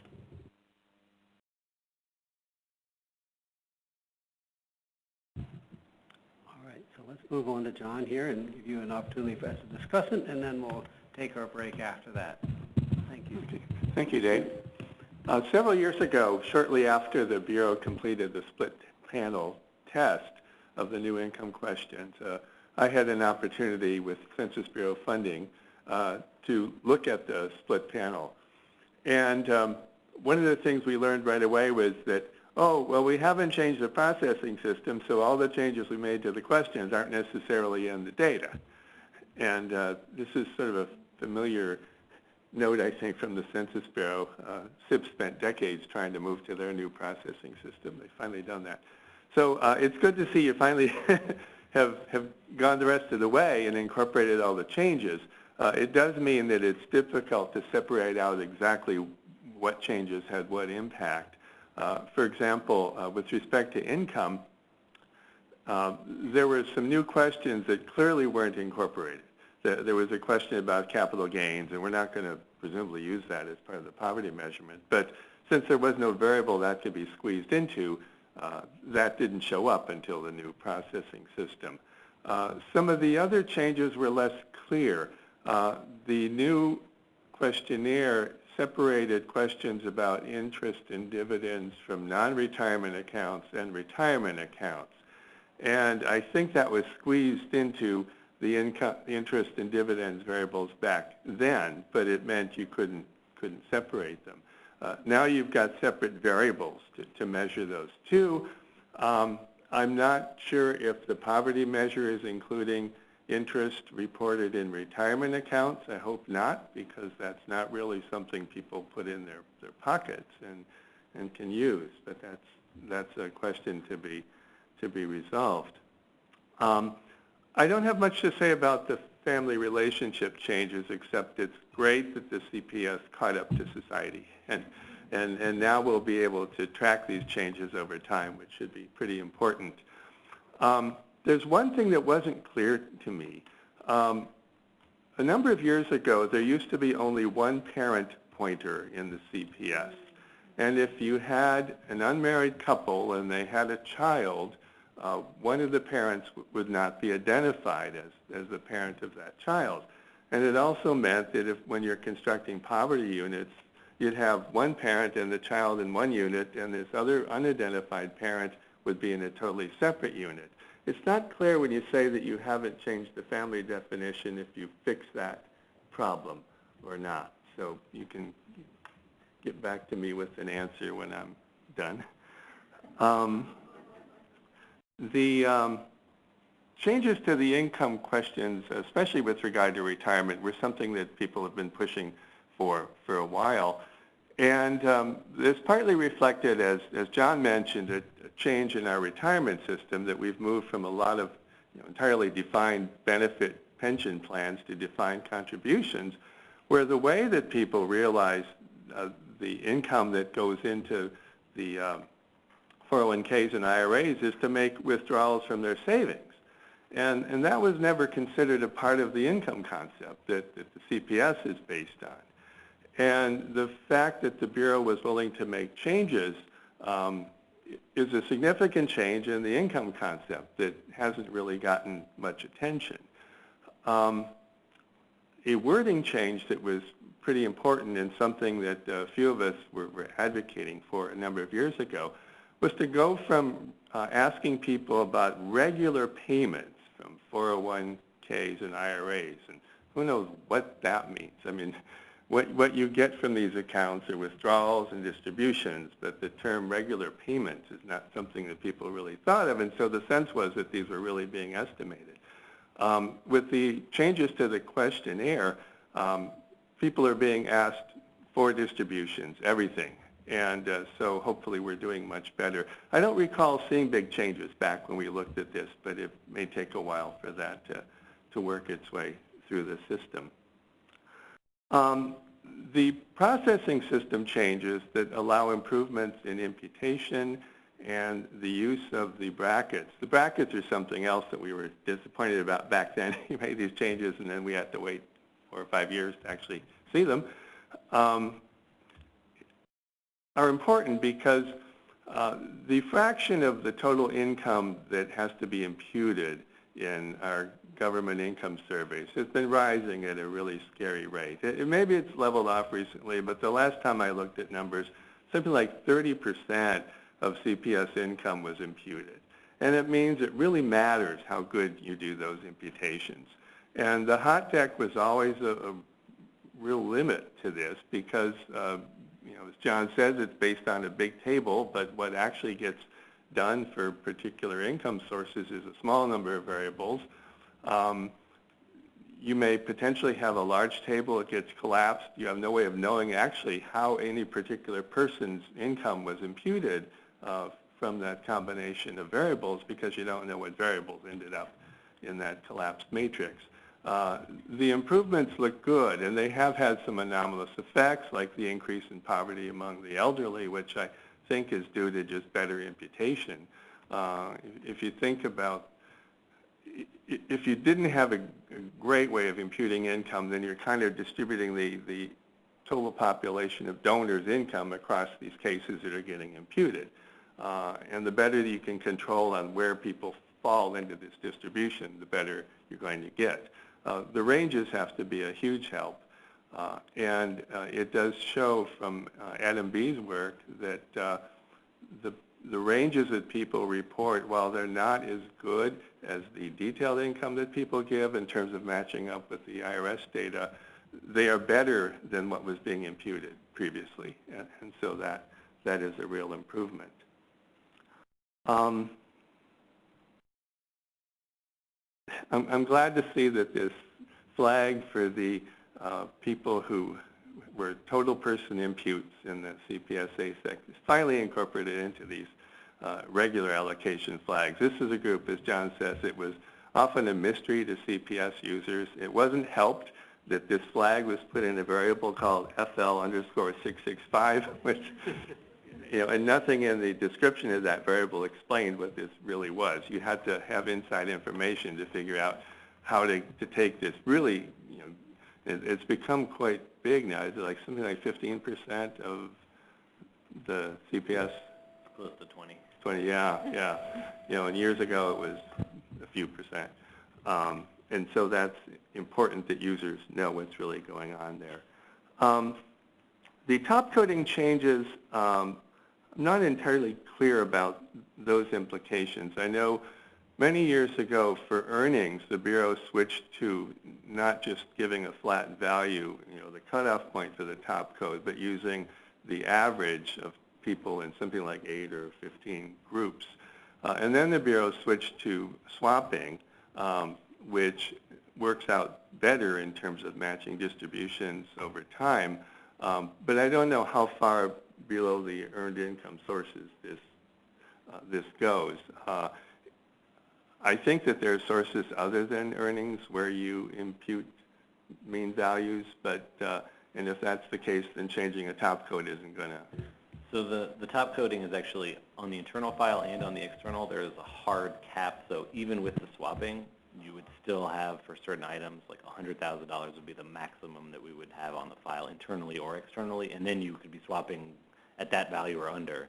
We changed the top code. So for earnings, it's like 1.1 million is the top code. For interest and dividends, it was 100,000. And so then if you reported $500,000 of dividend income, we would cap it at 100, and then the swapping would happen. So this was, and that value had been fixed for decades, so it was essentially declining in real terms what the maximum amount you could have at any point on the file.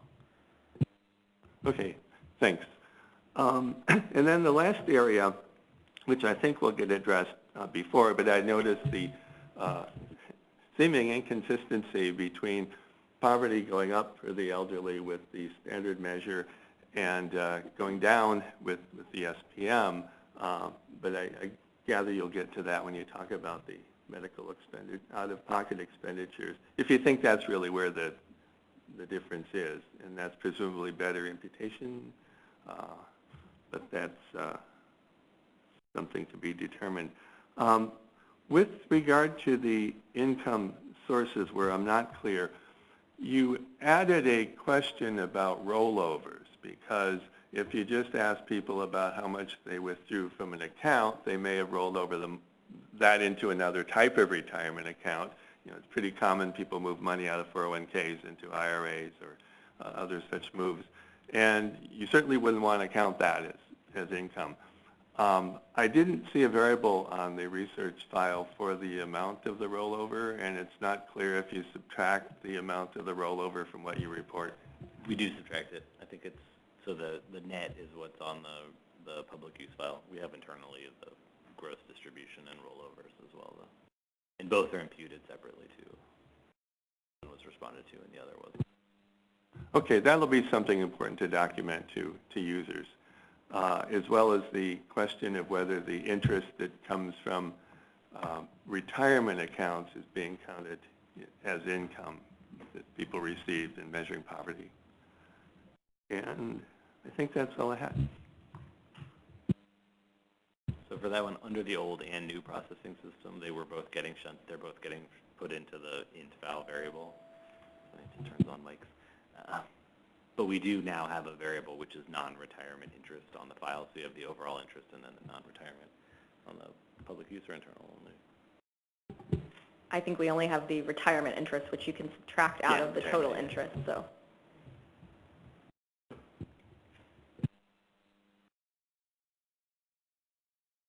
There. And I did have one other question. Dividends were something that you were asking with interest, and you were using the source of the interest or dividends to decide if something is interest or if it's dividends. And you have a variable on the file for dividends. It's not clear if that variable is coming from both retirement and non-retirement sources, or if you even attempt to pull out dividends from retirement sources, because it's not as simple as for the non-retirement sources. We only do that for interest. I don't think we have a retirement account dividend. We don't have a retirement account dividend value. And there are separate questions for your interest in dividends.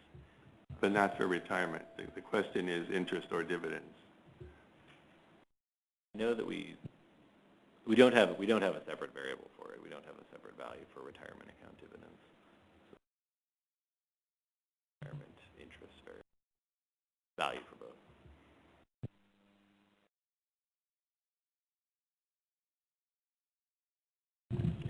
All right, thank you. Let me just do a quick check on the phone. Is there any questions on the phone? Thank you. I have none on the phone lines. All right, that's good. That'll be perfect. So we're a little behind our planned break. So let's plan to come back at, let's say, what is it, 2:54. We'll still get you 15 minutes. So 2:54, the folks on the phone, please hold on. We'll be back in 15 minutes. For the folks in the room, there are bathrooms around the corner out to the right, or if you go out toward the cafeteria and turn left and go down the hall, there's restrooms down there, and there's a little shop down there if you want to get coffee or something else. We do have 54. We're back in the room, and we're going to go ahead and get started, hopefully on the phone that you all can still hear us. We're going to start the section now here on health insurance, and Edward Burchek and Larissa Makita are going to speak, and I'll turn it over to them. And then we'll still have about 20 minutes or so at the end for wrap-up and questions as well, and of course, a discussion too. Thank you. Hello, I'm Edward Burchik. I'm going to talk about some of the backgrounds on the improvement to the CPS ASEC and just give a high-level overview of some estimates using the traditional processing system, legacy processing system, and the updated processing system. And this discussion is based on joint analyses with Heidi Jackson, who's to my right. And then after that, I'll turn it over to Larissa, who will talk about some of our exciting new measures and some key takeaways for data users. Oatmeal raisin cookies are not the best call. So to look at some background, as you heard throughout the day or throughout the afternoon, that this improvement is part of a two-stage process. In the first stage of the process, we introduced a new questionnaire. So unlike income, for those who don't know the health insurance questions, we introduced the full sample will receive the new question in 2014 to establish a strong baseline for 2013 calendar year estimates forward. And we also had to ensure a timely release, so missing and incomplete data were handled through the traditional legacy processing system rather than through the updated processing system. And the bulk of what I'll be talking about today is the redesign of the processing system. As you heard before the break, it debuted earlier this year, and right now we have the 2017 research file, which was released in January, the 2018 bridge file, which was released in April, and then in September we'll have the 2019 CPS ASEC and subsequent ASEC releases. So the next two slides, I'm going to focus on the right column, which is features of the updated processing system. And the text on the left is just to give some sort of comparison to what the features of the legacy system were. So one of the updates we did is how we extracted information from the instrument. So one of the motivations behind the questionnaire was over a decade of research had shown that done by a lot of people sitting directly across from me, had shown that the CPS ASEC had captured less coverage compared with other federal surveys. On top of that, there was some concern about reducing respondent burden. So as a result, the redesigned questionnaire gave over 600 unique paths through which a person could report coverage, which is great for those two aims, but in terms of turning it to microdata that we can use for analyses, that required extracting and reformatting those data. So we improved the way we did that. We used some annual information, coverage collected on the monthly level to improve edits. We used, and I'll talk about this more in a few slides, in some households, no household member reports any of their coverage. And the way we handled that imputation for these whole unit imputes was also substantially revised and substantially improved. So we also changed our universe. So previously, if you were not alive in the previous calendar year, you could still be insured or uninsured. So now we fixed that, and you have to be alive to have coverage or not have coverage. And then another change, the last change that we're really excited about is the new questionnaire allowed us to distinguish between types of military coverage. So before we could say you had military coverage or didn't, but now we can say if you had TRICARE, if you had VA, or you had CHAMP VA. And what that's allowed us to do is to put TRICARE in the category of, rather than treat it with other types of military coverage, put into the bucket of private coverage for our recode. So the other two types of military coverage are public coverage. So as a result of these changes, as you can see, they're pretty fundamental from the ground up. So this is a version of what Ashley showed you a little bit ago, but for health insurance. As you can see, do I want to try with the laser pointer? Oh. So you can see here's where we introduce the full sample to the new questionnaire. And I'm going today to talk about some comparisons for 2016, comparing production file and with the research file. And as you can see here, I have an X instead of an arrow, and that's because we view this as the start of a new time series, and we urge caution in making comparisons across. This is one time series, and this is another. And then it's not showing up as well as I had hoped, but if you look really closely, you can see that green arrow there is a slightly different shade of green and has stripes rather than a solid fill. It looks a lot different on my screen. And that's to say there are a few differences between the research file and bridge file. And we have a very handy, very detailed, variable specific set of user notes on our website. So if you're going to compare between the research file and the bridge file, we urge you to look at that to make sure that you're making a true apples-to-apples comparison. So with that in mind, I just want to compare some key estimates for 2016. And again, we have the 2017 ASEC, which uses the legacy processing system, and the 2017 research file, which uses the updated processing system. And once again, don't make these estimates or make these comparisons. I'm doing this today to show you some features of the new processing system. But if you're trying to make substantive claims about health insurance coverage, don't make that comparison. So here's the bottom line. So you can see one of the reasons I've been emphasizing this is we have a 0.9 of a percentage point change in the overall coverage rate. As I said before, the CPS ASEC tended to have lower coverage compared with other surveys. Here you can see that coverage increased, and mechanically the uninsured rate also decreased by 0.9 of a percentage point.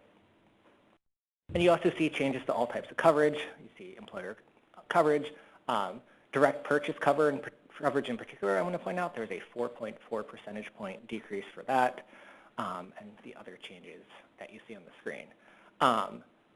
So now I just gave you a previous slide that said overall coverage is up, and now I'm giving you a slide that says for a lot of types of coverage, the coverage estimates are lower. So what's going on? And so I think this is helpful to look at reports of multiple coverage types. So if on the top line you can see any combination of coverage was 19.6. So this is people who had more than one type of any type, or more than one coverage type. It decreased 6.1 percentage points to 13.5. If you look at Medicaid, overall we saw a 0.5 of a percentage point decrease. But if you look at the percentage of people who have Medicaid alone, that's actually increased by 2.2 percentage points. Similarly for, or sort of the direct purchase, the sort of similar but opposite, which is direct purchase coverage decreased by 4.4 percentage points, but the percentage of people with direct purchase alone changed a relatively modest 0.3 of a percentage point. And this is people were getting assigned more than one type of coverage. So what explains these differences? So the one I want to focus on in particular right now is this change to our imputation. So previously, for people for whom no member of the household responded with the coverage information, imputation was done individually for each person without respect to other people in the household and without respect to other types of coverage. But now we group people into something called health insurance units. This group of people towards my left have developed that and worked with the Census Bureau in the early 2000s to define these. And the idea is groupings of people who are eligible to share coverage with one another. And so we impute for the entire HIU at once. So we're looking at people who are likely sharing coverage and thinking about them together with respect to not just one coverage type at a time, but together. So this is sort of a high-level view. If you want more details about what I talked about, there's this working paper that's available on the Census website that goes in more detail. If that's not enough, we have, I think, 3 more working papers on the website where we go into even greater depth about, if you restrict the universe to the same, how do the comparisons change? You look at which subgroups have larger changes, which have smaller changes. That's all there. What are the nuts and bolts of imputation? How do you get the paper that goes into that? So I urge you, if you're interested, to also read those working papers. Okay, now that Edward has kind of talked about the effects of the processing changes on improving our estimates of health insurance coverage to address some of the previous critiques of the CPS measures, I'm going to discuss some of the new measures that are going to be available as a result of the coupling of the 2014 instrument redesign with our updated processing system. So our updated processing system is going to give data users the ability to analyze health coverage, including marketplace coverage, different forms of military coverage, different types of military coverage, as Edward mentioned, as well as kind of subannual insurance coverage and providing also, and current coverage. So we'll have richer detail across the whole healthcare health coverage landscape. So in terms of market coverage, for example, data users will be able to distinguish between different types of direct purchase coverage, whether the coverage was purchased on the healthcare marketplace or not, whether there's a premium that was subsidized or not. So that's a new level of detail that we didn't have or couldn't take advantage of under the legacy processing system.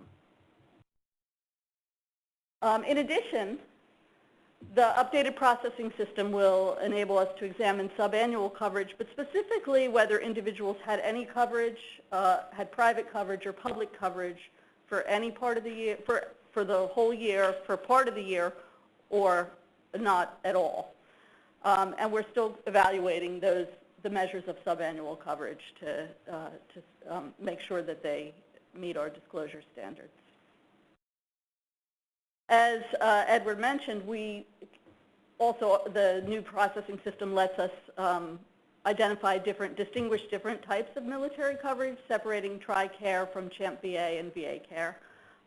This gives users kind of more flexibility. That's consistent with other Census Bureau surveys, but it also gives users flexibility to analyze these variables separately or to construct categories of coverage that fit their analysis. And then finally, in addition, we also have type of coverage at the time of interview. We asked about current coverage before, but now we also can identify the type of coverage that someone has at the time of the interview, at that point in time. So just briefly, some key takeaways. With the updates to this processing system, data users can take full advantage of the richer detail that we collect in the redesigned instrument for the first time. Before, and this was true, Ashley discussed this as well, talking about income and poverty. We really weren't taking full advantage of the instrument design until we updated the processing system. Now we've done that, so we can move forward. So changes to the processing system, and this includes data extraction, which Edward talked about, imputation, and weighting, have resulted in higher quality estimates of health insurance coverage more in line with the ACS and other Census Bureau surveys. Second, the new health insurance coverage variables enable data users flexibility in how they want to analyze or define different types of coverage. And finally, we're able to capture new measures of health insurance coverage, including subannual estimates, as well as more detail on different sorts of plans and marketplace coverage, which was previously unavailable. The files produced using these data, so that's the 2017 research file, the 2018 bridge file, and what will be the 2019 production file, mark the beginning of a new series, which Edward mentioned, the graph showed, with new measures that offer a more nuanced understanding of our current health insurance landscape. And I just also wanted to point out that just like the SPM used to be a separate extract file, the separate extract files that we had for employment-sponsored coverage and these other types of coverage will be included in the production file. So there won't be all these separate data sets that you need to merge to do the analysis that you want to do. All that detail will be on the 2019 production file. So thank you, and I'll turn it over to Brad.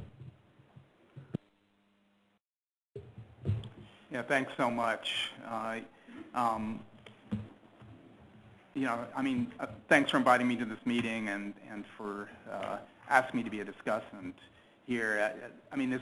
It's super exciting, and we have actually a very big change for the population in that you have that 0.9% drop in the uninsurance rate, so a really large change. But I also wanted to make sure that we thank Census for creating the research file and making it publicly available, for all the great work on comparing the research file to the production file, and for convening the meeting. And I would definitely encourage anybody who's interested in health insurance to read the papers that are out there. Certainly, these are very exciting papers. And this type of research, it falls within a long tradition of Census constantly working to improve the quality of health insurance information. It also falls within the Census tradition of partnering with researchers outside of Census. For SHADAC's part in this effort, I have to say that it's exciting to see research that SHADAC has contributed to translated into action. And so when I was reading through those studies, there were 5 research studies that were referenced by Jackson and Burchuk here in their papers by SHADAC authors, and these were mostly written prior to when I joined SHADAC. However, 2 people from SHADAC who are authors on some of these papers are here with us today, Professor Lynn Blewett, and then at least I thought remotely that Kathleen Call would be on as well.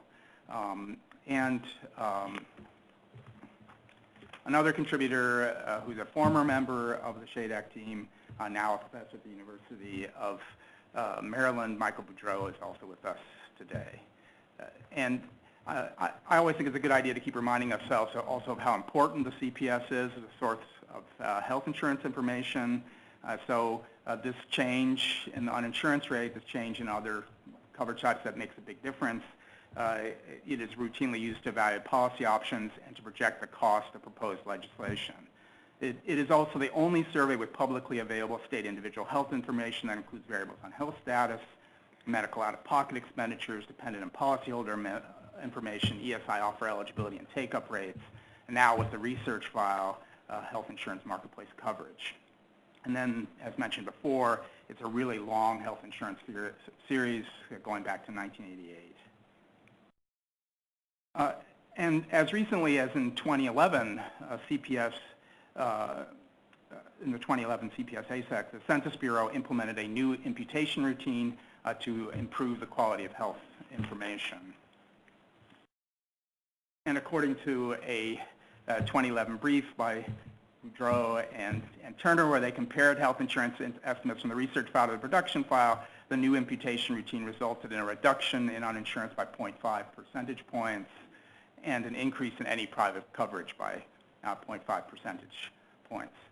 They also, besides comparing, what we're doing here is comparing the research file to the production file. They also compared it to the SHADAC enhanced CPS data file, which was a data file where they stripped out the full supplemental imputations and then weighted it to population totals, and they compared it to estimates there too. Although they didn't find significant differences in terms of uninsurance overall, and only small differences for any private and any public, they found large differences relative to the SHADAC enhanced CPS when they dug deeper into some subpopulations, such as private-only coverage was higher for individuals in poverty, and any public coverage was lower for individuals in poverty. And then relative to the SHADAC enhanced CPS, the uninsurance rate was significantly lower in 2 of the 6 states analyzed for Hispanics, and significantly higher for children and for whites. They also found that employer cover for dependents was higher in the research file. In addition, the 2011 new imputation routine did not address the issue of higher than expected prevalence of individuals with more than one health insurance type among fully imputed cases. So it was sort of in this sort of historical context that I was reading the papers, and one big difference here between the sort of previous research, and the current, what we're looking at here between the the research and the production file, is this whole 2014 CPS redesign. Now Census has all this additional information that they got through the redesign that they can use for cleaning and weighting and imputing. As mentioned in their papers, and as Marissa was talking about, they have new variables related to types of coverage that a person held at the time of interview and marketplace coverage, and probably more importantly, they have all the subannual information that they can use. And this new information, so that's only available in the redesigned CPS. But the Census didn't just stop there. They used a new imputation routine, this time using the health insurance unit.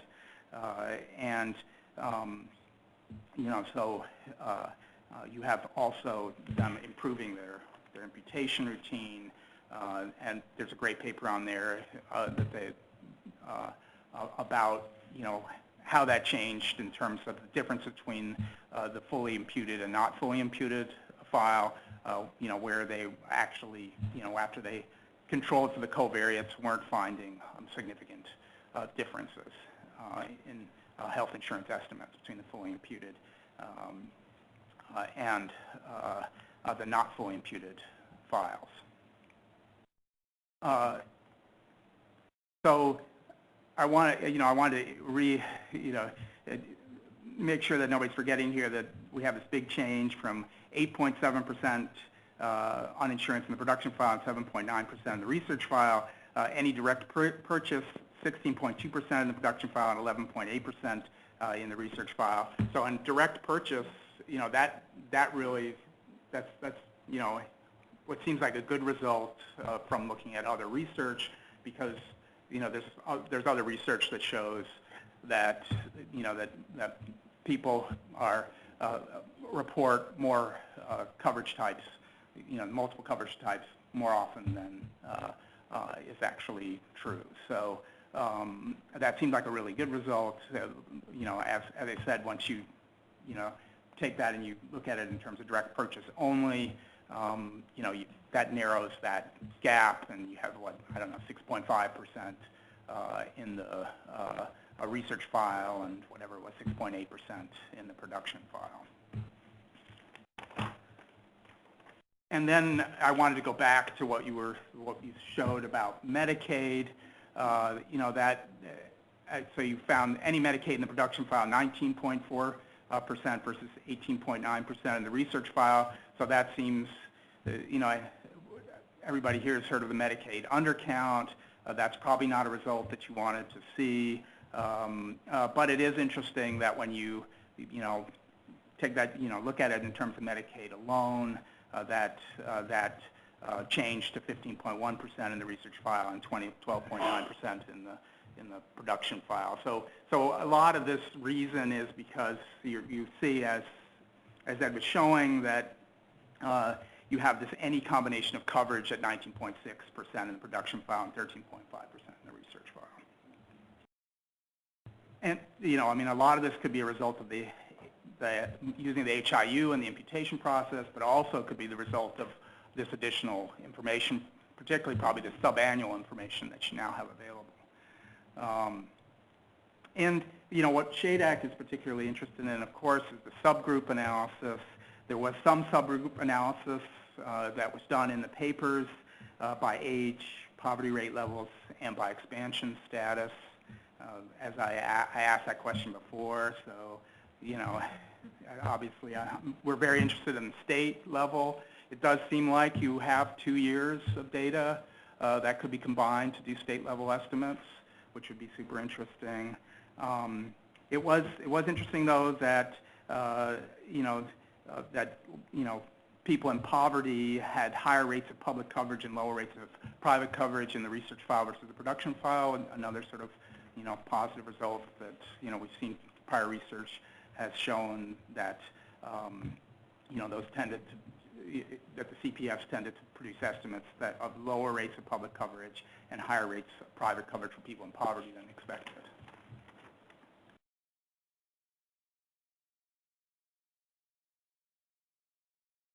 Yeah, the only other thing that I was going to mention here is that it would also be interesting, and maybe somebody's looked at this, and this is something that we've used a lot at SHADAC, is to look at ESI coverage for dependents versus policyholders.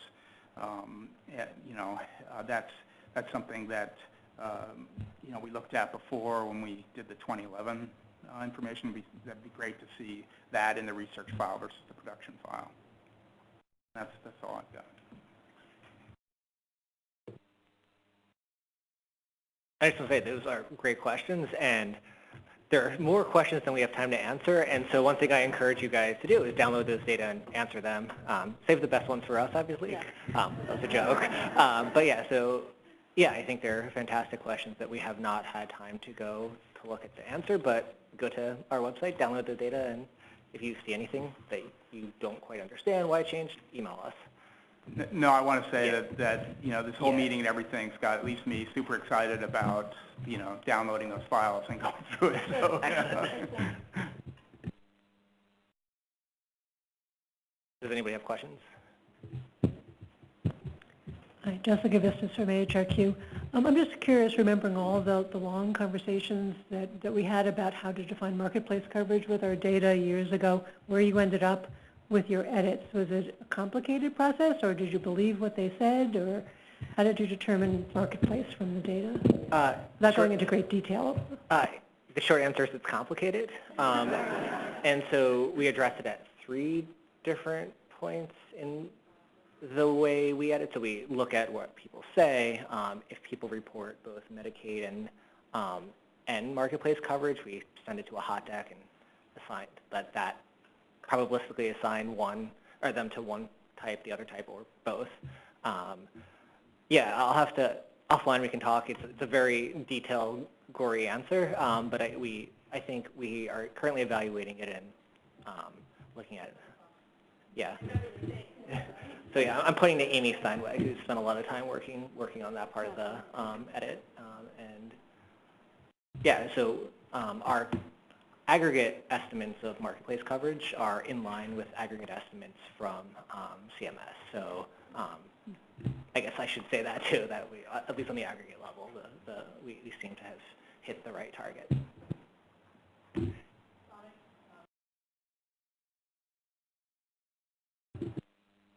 Going on and off. It keeps going on and off. Okay, now it's on. Robin Cohen, NCHS. How did you define an insurance unit in terms of that we've seen over time that there's more mixtures of coverage within families, and our current system kind of even encourages that you may have a child on CHIP, a parent on the marketplace, another parent pulling it from their employer. So how do you deal with that when you're using this health insurance unit to impute for those who haven't answered the health insurance coverage question? Good afternoon. So everyone is looking at me, so I guess I will attempt an answer. So I think this is also a case where it's complicated. And there was some excellent work before I joined the branch, actually in collaboration with SHADAC, looking to define the health insurance unit and find likely combinations of coverage based on eligibility. And actually, the folks at SHADAC can actually probably speak to that better than I can. But in terms of our imputation, one of the things that we did is we constructed different health insurance units of people who are likely to share coverage, and we did that imputation simultaneously. So if we believe that someone was in that eligibility unit, we imputed all types of health insurance coverage and medical expenditure information if they were missing all health insurance information. And so we did that kind of simultaneously and matched them to health insurance units that were observed in the data. And so in that way, we hope to preserve the joint sort of information of people who likely share coverage, policyholder-dependent relationships, and match those across those eligibility criteria. Yeah, we're always looking at sort of updating our health insurance unit. We did it in, I think, in 2016, and we're looking at it again, actually, now. So That would be fantastic, and we'd love to learn more about what updates you're thinking of making and making sure that when we are thinking about the health insurance unit, about how that aligns with your current thinking. That would be great. Our Luck Sherman Center on Budget. I'm definitely not a health insurance expert, so I'm just curious what the type of coverage is for someone who has a premium subsidy. Are they public, private, both? So if they receive marketplace coverage and a subsidy, so for the purposes of our classification, we put them into the private coverage bucket because the insurer themselves is a private insurer. But if you're unhappy with that, you can also, we give you the flexibility to recode it yourself. But this is in line with other surveys, so that's why we made that point at that juncture. Have you compared those estimates with the administrative data on the marketplace enrollment with subsidy? It's in our wish list of future projects.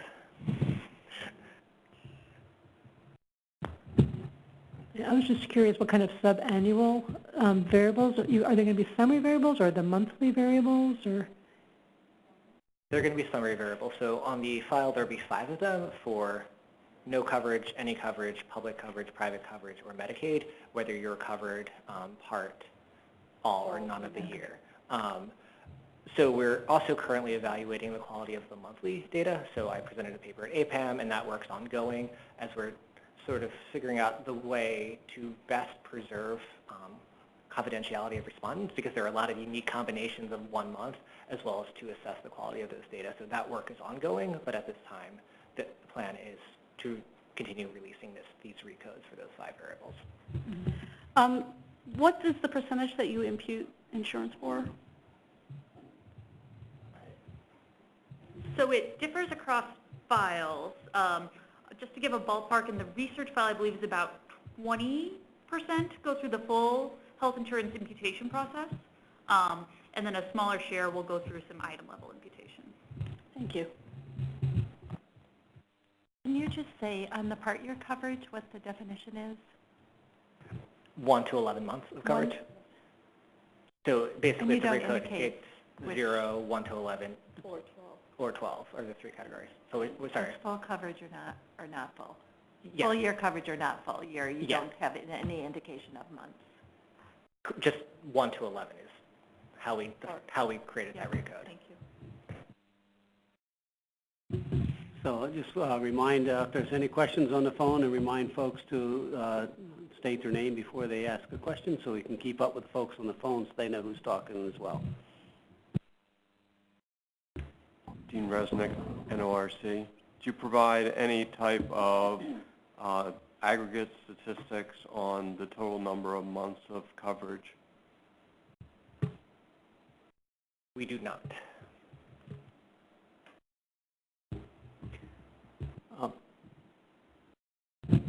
John Chaika from Mathematica. I forget what year Kathy Swartz wrote her paper that was the first one to publicly report that the CPS estimates of the uninsured, supposedly uninsured for the whole year, looked an awful lot like point-in-time estimates. Well, now you've got point-in-time estimates, but I didn't see any reported. numbers in any of the materials. Do you happen to know what they are? Do they look like, say, HIS? Yes, they do. They look like NHIS and they look like ACS. We have them in the working paper. I don't remember what they are offhand. They're about 3 or 4 tenths of a percentage point higher than the calendar year coverage, but yeah, so I don't remember offhand. Since 2014, I think, we've annually put out an estimate jointly between HIS, National Health Interview Survey, and CPS, and I guess that's going to end now, but we've been doing that for the past couple of years. And it's posted on the National Center for Health Statistics website. Michael Cartman, Urban Institute. So I had a question about, we said earlier that fewer people were being moved into supplemental poverty based on out-of-pocket medical expenses. Is that because you're picking up more coverage in the new processing system and you're jointly imputing health insurance coverage in out-of-pocket spending? Hi, Heidi Jackson for those on the phone. So our first step of our evaluation has really been on the health insurance because health insurance status is such an important predictor of medical expenditures. Our next step is really going to be looking at actually that very question and to see how much of this is really driven by the joint imputation versus other changes that have been in the processing system as well as demographics. So that research is ongoing and definitely stay tuned.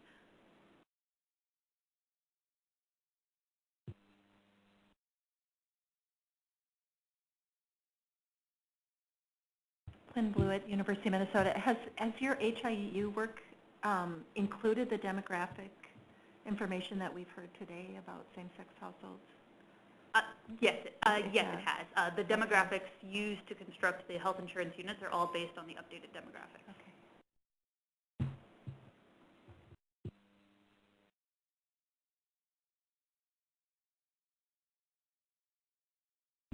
There's something in the survey or the new variables about somebody's employment offer status in the prior year. It's all based around the day of the survey, right? Okay.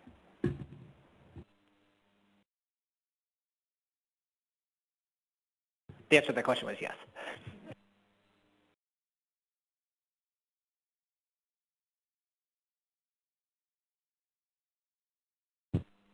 Any questions from anybody on the phone? At this time, no, I have no questions.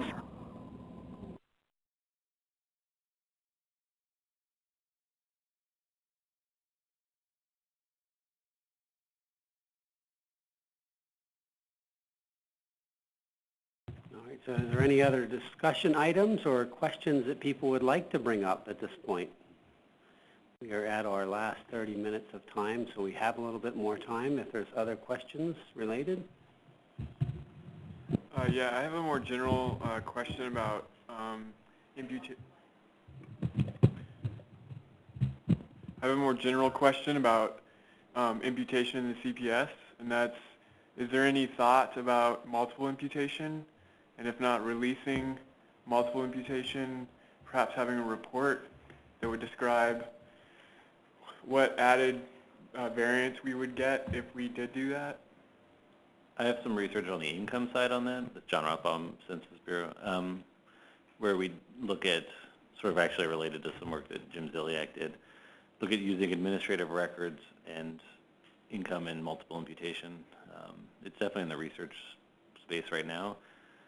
I think it's something like 20% of variance, on average like 20% variance increases when you sort of put all the things together, but there's a lot of sources of uncertainty when we're doing it's regression model-based multiple imputation with accounting for model-based uncertainty also.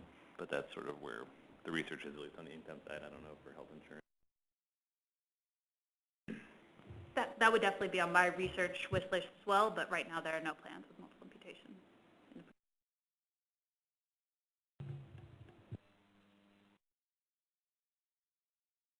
This is Brett Fried at SHADAC.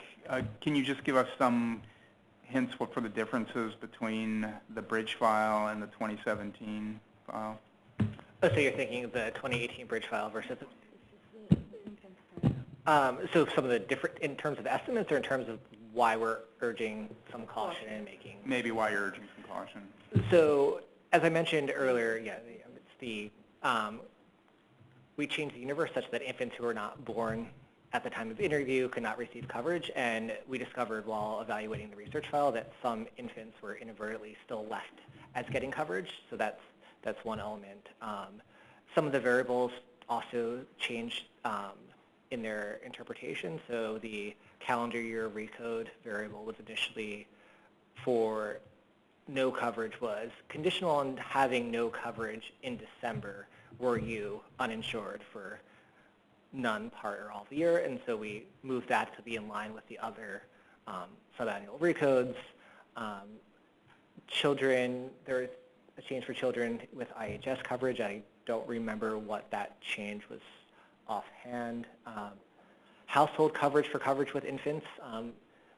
Inadvertently, if you had an infant born during the calendar year who did not have coverage for being out of universe, your household could not be fully insured because your infant was not insured, so we corrected that with the 2018 bridge file. So it's those types of small changes that for many large aggregate analysis you should be fine, but if you want to start looking at children or IHS coverage, that's where that those differences are really going to come to bear.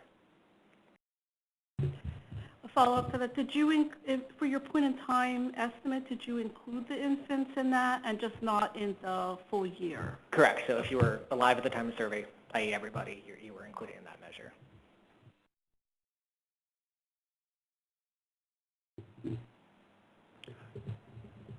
On the imputation for unmarried partners, are they in the same health insurance unit or separate?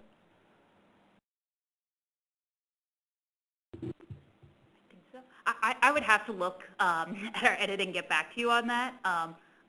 Offhand, I think that they're separate, but I'd have to verify. So I will definitely look at that and get back to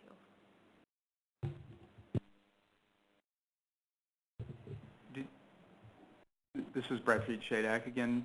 Did you leave on the point in time? Are you going to do the whole coverage distribution, or is it just the insured, uninsured? So for the current coverage point in time, so it's you have all types, including subsidized marketplace. Yeah. So anything we provide in terms of coverage for the calendar year, we will also provide for coverage at the time of interview. And so it's a slightly different point in time than the NHIS because it's February, March, or beginning of April, weighted to March, whereas NHIS is the first quarter of the year, and the ACS is current coverage at the time of interview across the entire year. So it's I just want to add that note in. Well, I'd like to put out a question to the group, and this is Trudy Renwick from the Census Bureau.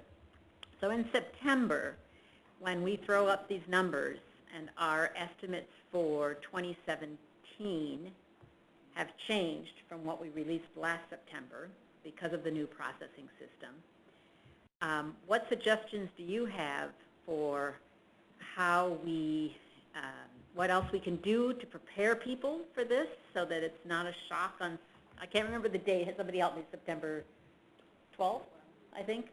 You know, so it's not a shock on September 12th.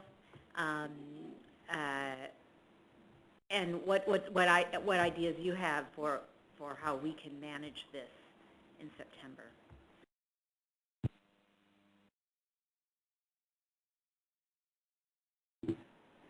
Well, we do every year with the census, which we really appreciate, a web conference with states who use this data all the time. And so that's, you know, as much as that's, and we've done it for many years, so that's very helpful to have people who can ask, and there are people in the weeds. It's not always just policy people. It's people who work with their own survey data and this survey data, and they've explained over years how their estimate differs from the Census Bureau's estimate, and now well, why is it increasing or decreasing, and then we'll get the reporter calls. So as much, you know, talking point kind of information, both at the high level and the detail level, would be really helpful, you know, for distribution and for us when we would get calls for, I remember one time, looking at John Shaiko, might remember when Tommy Thompson claimed credit for a decrease in the uninsured when we first added that confirmation question on the health insurance coverage. Like, do you indeed have health insurance? Yes, and it dropped the uninsured rate by a significant amount, and he claimed credit for, the policy. So, you need to talk to those people too, but. Our Luck Sherman Center on Budget theme. What to expect from the data, either embargoed or not embargoed, based on the bridge file. Might be just a short piece on what the previous year's data show. For reporters.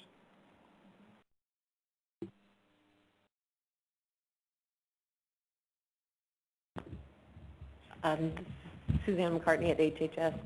Ashley, am I right in thinking that, poverty will go up or down based on the 2019 production file and the 2018 production file, regardless of what we saw with the bridge file? Is that right? Well, poverty's going to go up or down or stay the same. And officially, we're only going to compare, what comes out in the fall with what came out last fall. No, not true.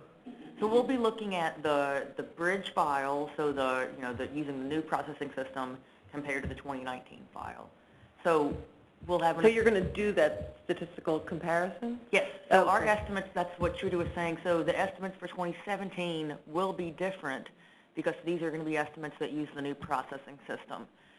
So yeah, those time trends will be consistently based on the updated processing system. We have done research that looks at comparing time trends for the research file and the bridge file compared to the 2017 and 2018 production. And while we see, so for overall, there's no difference, from 2017 to 2018, both the legacy and the updated processing system showed a decline in overall poverty. So, feel pretty confident in the story that we're getting across those years. Difference in difference based on the files that you're using, we're not statistically different across demographic groups. So, I think in terms of certainly we need to make that clear to people, but in terms of interpretation, don't expect that to be a huge part of the narrative. Thank you. We'll try to keep that straight and make it clear at HHS what to take credit for and what not to. We will be releasing a full set of detailed tables for 2017 with the bridge file. Those detailed tables will come out before September. Soon, maybe in a month. I don't want to promise a specific date, but fairly in the near future, we'll be putting out for health and income. For poverty and income, a full new set of tables. We'll keep the old tables up as well, but they'll be just as in 14? Income year 2013. In 2014, we had two sets of tables. We'll have two sets of tables for income year 2017. Any written projects? Any written products to go with those? So we've got what we have on the website now, and we've got those comparison tables on the website now, so you can look at those on the website. In the paper the sort of papers that cover the redesign or the processing changes both for income and poverty, we'll talk about like the income paper that's going to go up. We'll have an addition about the year-to-year changes in the production versus the bridge and research file. You're talking about the report? No, so to talk about the file about the edit, the processing changes. So for income, we're going to have that in the paper, which will sort of cover. It won't cover it in the level of detail our detail table will cover it in. But we have another conference session at JSM in end of July in Denver, kind of doing these same papers, but those hopefully be the final versions of those papers that will have both 2017, 2018, and time trends.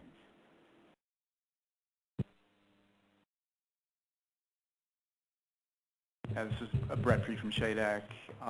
We do a brief where we compare all the different estimates, health insurance estimates from all the different surveys, both trend and then comparing single years. I would pitch for us to do like maybe the series with both estimates in there then for maybe 2017 and 2018 or something like that.